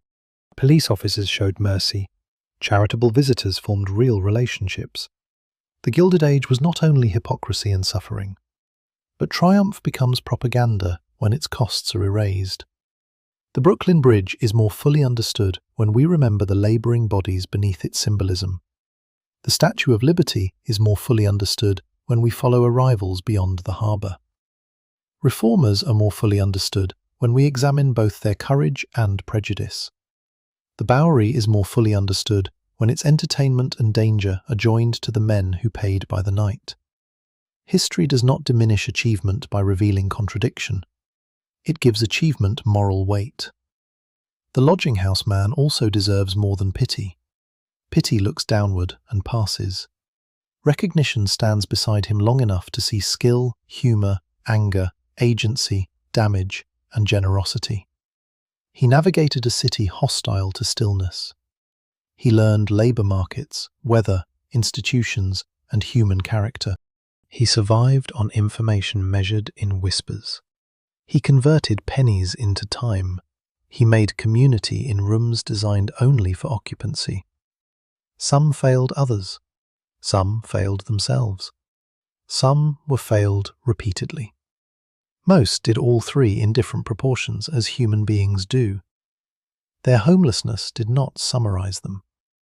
Samuel was not only a sick veteran, he was a cooper, storyteller, lender of a coin, keeper of memory, and a man who wanted his medal protected. Professor was not only mentally ill, he was someone who still carried a classroom inside him. Thomas was not only an injured labourer, he was a brother, son, worker, liar, friend, and man capable of leaving another coin at the counter. The unknown man was not only unknown. The tragedy is that the city's records often preserve the category and lose the person. A documentary voice can restore atmosphere, but it must not pretend full recovery. We cannot hear exactly how they spoke when no reporter listened. We cannot know what joke passed between bunks at 3 a.m. We cannot identify every body in a photograph. We cannot say whether a particular man deserved blame or mercy according to standards that flatten lives. What we can do is reconstruct the conditions that narrowed their choices and refuse to confuse those conditions with character. The final train of the night passes above the Bowery. For a moment the building shakes. Dust falls from the ceiling. The lamp flame moves. Men wake, turn, and settle again. Outside, the rails extend north into neighbourhoods of greater wealth. Downtown, ships wait. Across the river, the bridge stands. In the harbour, the torch remains raised. Inside, a man counts the hours until he must leave. He does not know that future generations will study this era. He does not know the word Gilded Age will become famous. He does not know Reese's photographs will hang in museums and appear in textbooks. He does not know police lodging rooms will close, tenement laws will change, the elevated railway will be demolished, and the Bowery will be transformed beyond recognition. He knows only that morning will come too soon. That is the scale at which history was lived. Not decades, but nights. Not reform movements, but doors. Not economic systems, but the hand of a foreman refusing him. Not housing policy, but 7 cents missing from a palm. The city outside is remembered through monuments because monuments endure. The men are harder to remember because homelessness leaves little behind. No deed records their presence. No furniture remains. No family album may include the years they spent missing. Their rooms were temporary, their possessions portable, their names inconsistently written. But absence is also evidence. The lack of belongings tells us what nightly life requires people to surrender. The missing names tell us whose identities institutions considered unimportant. The repeated photographs of crowded rooms tell us how profitable invisibility had become. To remember these men is to challenge the historical habit of measuring a city only by what it built. A city is also measured by whom it allowed to rest. New York built bridges, towers, banks, theatres, railways, markets and mansions. It became a symbol of modern possibility. At the same time, it sold exhausted men inches of floor in rooms where breathing itself carried risk. Both are New York. The contrast is not an exception to the city's story. It is central to it. Progress attracts people. Attraction raises demand. Demand increases land value. Rising value excludes those whose labour supports growth. Informal and exploitative housing fills the gap. Public concern rises when disorder becomes visible. Reform improves conditions, but may reduce cheap capacity. New forms of shelter emerge. The cycle repeats in altered form. Understanding the cycle does not make it inevitable. It identifies the points where choices can be made differently. Wages, affordable housing, workplace protection, healthcare, treatment, public shelter, anti-discrimination enforcement, and the design of services that preserve autonomy. The 1880s city often treated these as separate moral issues, We can see they were connected. Thomas's injured hand was a housing event. Samuel's untreated cough was a housing event. The young newcomer's stolen carpet bag was a housing event. Professor's missing coat was a housing event. The foreman's casual hiring system was a housing event. The $2 letter was a housing event. A home is not only a roof, it is the stable platform from which injury, grief, work, hygiene, memory, and relationships can be managed. Remove that platform, and every other difficulty becomes more expensive. The lodging house offered a temporary platform that had to be repurchased every night. That is why men could remain trapped despite working. Their labour paid for survival, but did not create stability. The daily cost looked low. The cumulative cost was a life organised around renewal. 7 cents bought no equity, no security, no right to return, and no protection from a price increase. It purchased only the present tense. Poverty is often the condition of being forced to buy the present repeatedly. The wealthy purchase futures, property, insurance, education, influence, investments. The lodging house man purchases tonight. This difference, more than any stereotype about thrift, explains the widening distance between them. And yet, even in the present tense, men made promises. Pay me when you're rich. Write to the mission. Wake me before 5. Watch my boots. Tell my sister. Keep the medal. Promises created small futures inside a system designed to deny them. That may be the most human fact the photographs cannot show. A camera captures bodies at rest. It cannot capture the obligations passing between them. It cannot show the remembered address, the shared rumour, the coin lent without record, or the decision not to steal from a sleeping man. Those invisible acts prevented the lodging house from becoming only what reformers feared. They did not redeem the system. They revealed that people were more than it allowed. Today, when we pass someone sleeping in public, history stands close. Not because the person is identical to an 1880s lodger, but because the old temptation remains. Reduce a life to its most visible crisis. Call the person homeless, and allow the adjective to consume the noun. The lodging house story asks us to reverse that process. See the worker before the unemployment. See the veteran before the bottle. See the immigrant before the accent. See the patient before the diagnosis. See the name before the number. See the person before the bed. The Bowery's old lodging houses were filled with men who had crossed oceans, battlefields, farms, factories, prisons, marriages, strikes, and city streets before reaching the counter. The 7-cent payment was not the beginning of their story. It was one scene near the point where official attention finally noticed them, and official attention often noticed too late.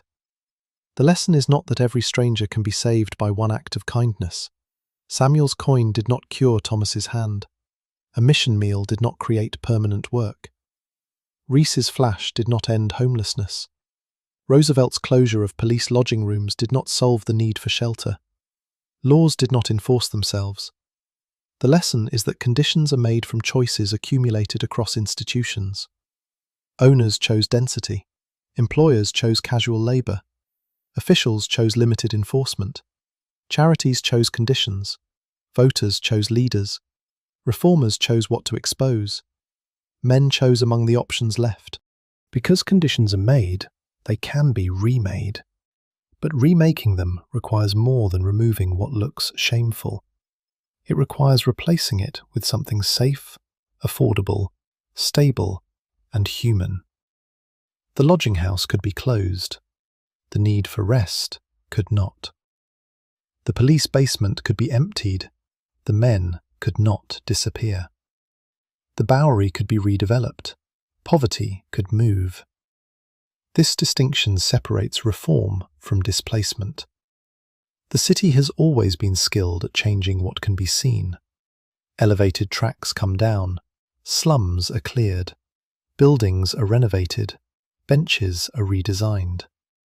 Police patrols move people from stations and parks. Visibility changes faster than vulnerability. History asks us to measure what happened to the person after the scene improved. Did he receive a room? Did he find work? Did he recover? Did he reconnect with family? Did he die somewhere less visible? Without those questions, the clean street may hide an unchanged failure. The story ends where it began, with sound. A whistle from the harbour, wheels on stone, iron above the Bowery, the click of coins on a counter, the creak of a bunk, a cough in darkness. Then, before dawn, a stick striking wood. Up, out, morning. The men rise because the city needs them moving. Some will be chosen for work, some will be arrested, some will enter missions, some will find money, some will return home. Some will vanish into institutions, some will stand in the same line by night. The lodging house empties, but homelessness does not. Sunlight reaches the street beneath the elevated railway in broken strips. Shopkeepers sweep sidewalks, vendors arrange goods. Newspapers announce another day of progress. The clerk counts the night's receipts. A forgotten medal rests beneath one man's shirt. A letter waits at a mission. A 5-cent floor spot is swept clean for another body. And somewhere in the growing city, behind a wall no carriage passenger will enter, a man who helped build New York closes his eyes for the first time in 2 days and tries to remember what it felt like to have a key. That is what life was really like for homeless men in an 1880s New York lodging house. It was not simply sleeping in a bad room. It was living in a city that needed your labour, but offered no guarantee that you could remain within it. It was paying nightly for the right to disappear indoors. It was protecting boots more carefully than dreams. It was being examined as a moral problem when the immediate problem was 7 cents. It was danger beside mercy, crime beside solidarity, exploitation beside refuge, anonymity beside names whispered after midnight. It was the Gilded Age viewed from beneath the gilding. And what remains today is not only a mission, a street, a photograph, or a law. What remains is the obligation to recognize that a bed can keep a person alive without giving them a life, and that a city's greatness is measured not by how brightly it rises above the darkness, but by whether those inside that darkness are given a door they can close, a place they can return to, and a morning that does not begin with being ordered out. The men who crossed that threshold did not ask history to admire them. Most asked only for enough time to recover, enough work to remain useful, and enough privacy to keep failure from becoming public identity. Some never received it. Their lives passed through rooms rented by the night and records written by strangers. Yet the city they carried, cleaned, unloaded, heated, and built, continued to rise around them. When we look back, the greatest distance is not between the 1880s and today. It is between the way a city appears from above and the way it feels at street level. From above, New York was expansion, architecture, finance, immigration, invention, and democratic possibility. From the lodging house floor, it was the underside of a bunk, the smell of wet wool, the fear of a missing boot, and the question of whether tomorrow's strength could be borrowed from tonight's sleep. Both perspectives are true, only one was celebrated. The unknown lodger may have walked past the Brooklyn Bridge without crossing it. He may have seen Liberty's torch from a pier while waiting for a foreman. He may have read speeches about opportunity in newspapers used later as bedding. Monuments spoke to him in the language of the future. His body answered in the language of the immediate. Cold, hungry, tired, still here. That final fact mattered. Survival itself was not passive. It required intelligence, endurance, compromise, and help. The men in those rooms learned to live without the protections by which respectable society measured a successful life. They created temporary order where permanence had failed. They remembered one another when institutions did not. They sometimes became cruel because cruelty seemed protective. They sometimes gave away the coin that separated them from the street. Their world was neither a romantic brotherhood nor a pit populated only by villains. It was a compressed human society formed under pressure. Every virtue became harder. Every weakness became more dangerous. A generous man had less to give. An addicted man had fewer barriers between impulse and ruin. An injured man had no paid time to heal. A frightened young man had no private door to close. The lodging house intensified whatever entered it. That is why the room matters. Environment did not erase responsibility, but it shaped the price of every decision. A choice made after rest, safety, food, and privacy is not the same choice made after 3 nights awake. The Gilded Age often judged the outcomes while ignoring the conditions. History allows us to place the conditions back into view, and once they are visible, the old moral categories begin to weaken. Deserving and undeserving, industrious and idle, honest worker and tramp. These labels promised order, but actual lives crossed them constantly. The man who worked today could beg tomorrow. The sober man could drink after injury. The thief could lend a coin. The mission convert could relapse. The so-called loafer could carry another man to a hospital. Human beings refused to remain inside the boxes designed to ration compassion. The lasting mystery is not why some men failed in such conditions. It is how many continued to rise, search, work, joke, write home, protect strangers, and imagine another morning. Long after the last elevated train of the night had passed, the city rested unevenly. Behind curtains uptown, sleep was protected by locks, servants, heat, and the expectation of return. On the Bowery, sleep was purchased, watched, interrupted, and surrendered at dawn. The difference was not simply comfort, it was ownership of time. The man with a home could wake when his life required. The lodger woke when the house required. That difference reached into everything: health, judgment, work, memory, and hope. To possess a room was to possess part of tomorrow. To rent a bunk by the night was to live under permanent notice. So when the attendant's stick struck the frame and the men rose in darkness, it was more than a morning routine. It was the sound of insecurity renewing itself. The night's payment had expired. Whatever safety existed had ended. Every man had to prove again that the city had a place for him.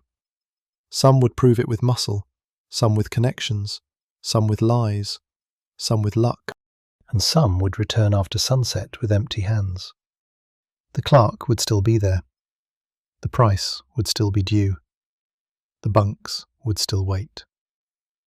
But behind every coin placed on that counter was a person whose life extended far beyond the room, and whose absence from the city's grand portraits does not mean he was absent from the making of the city itself.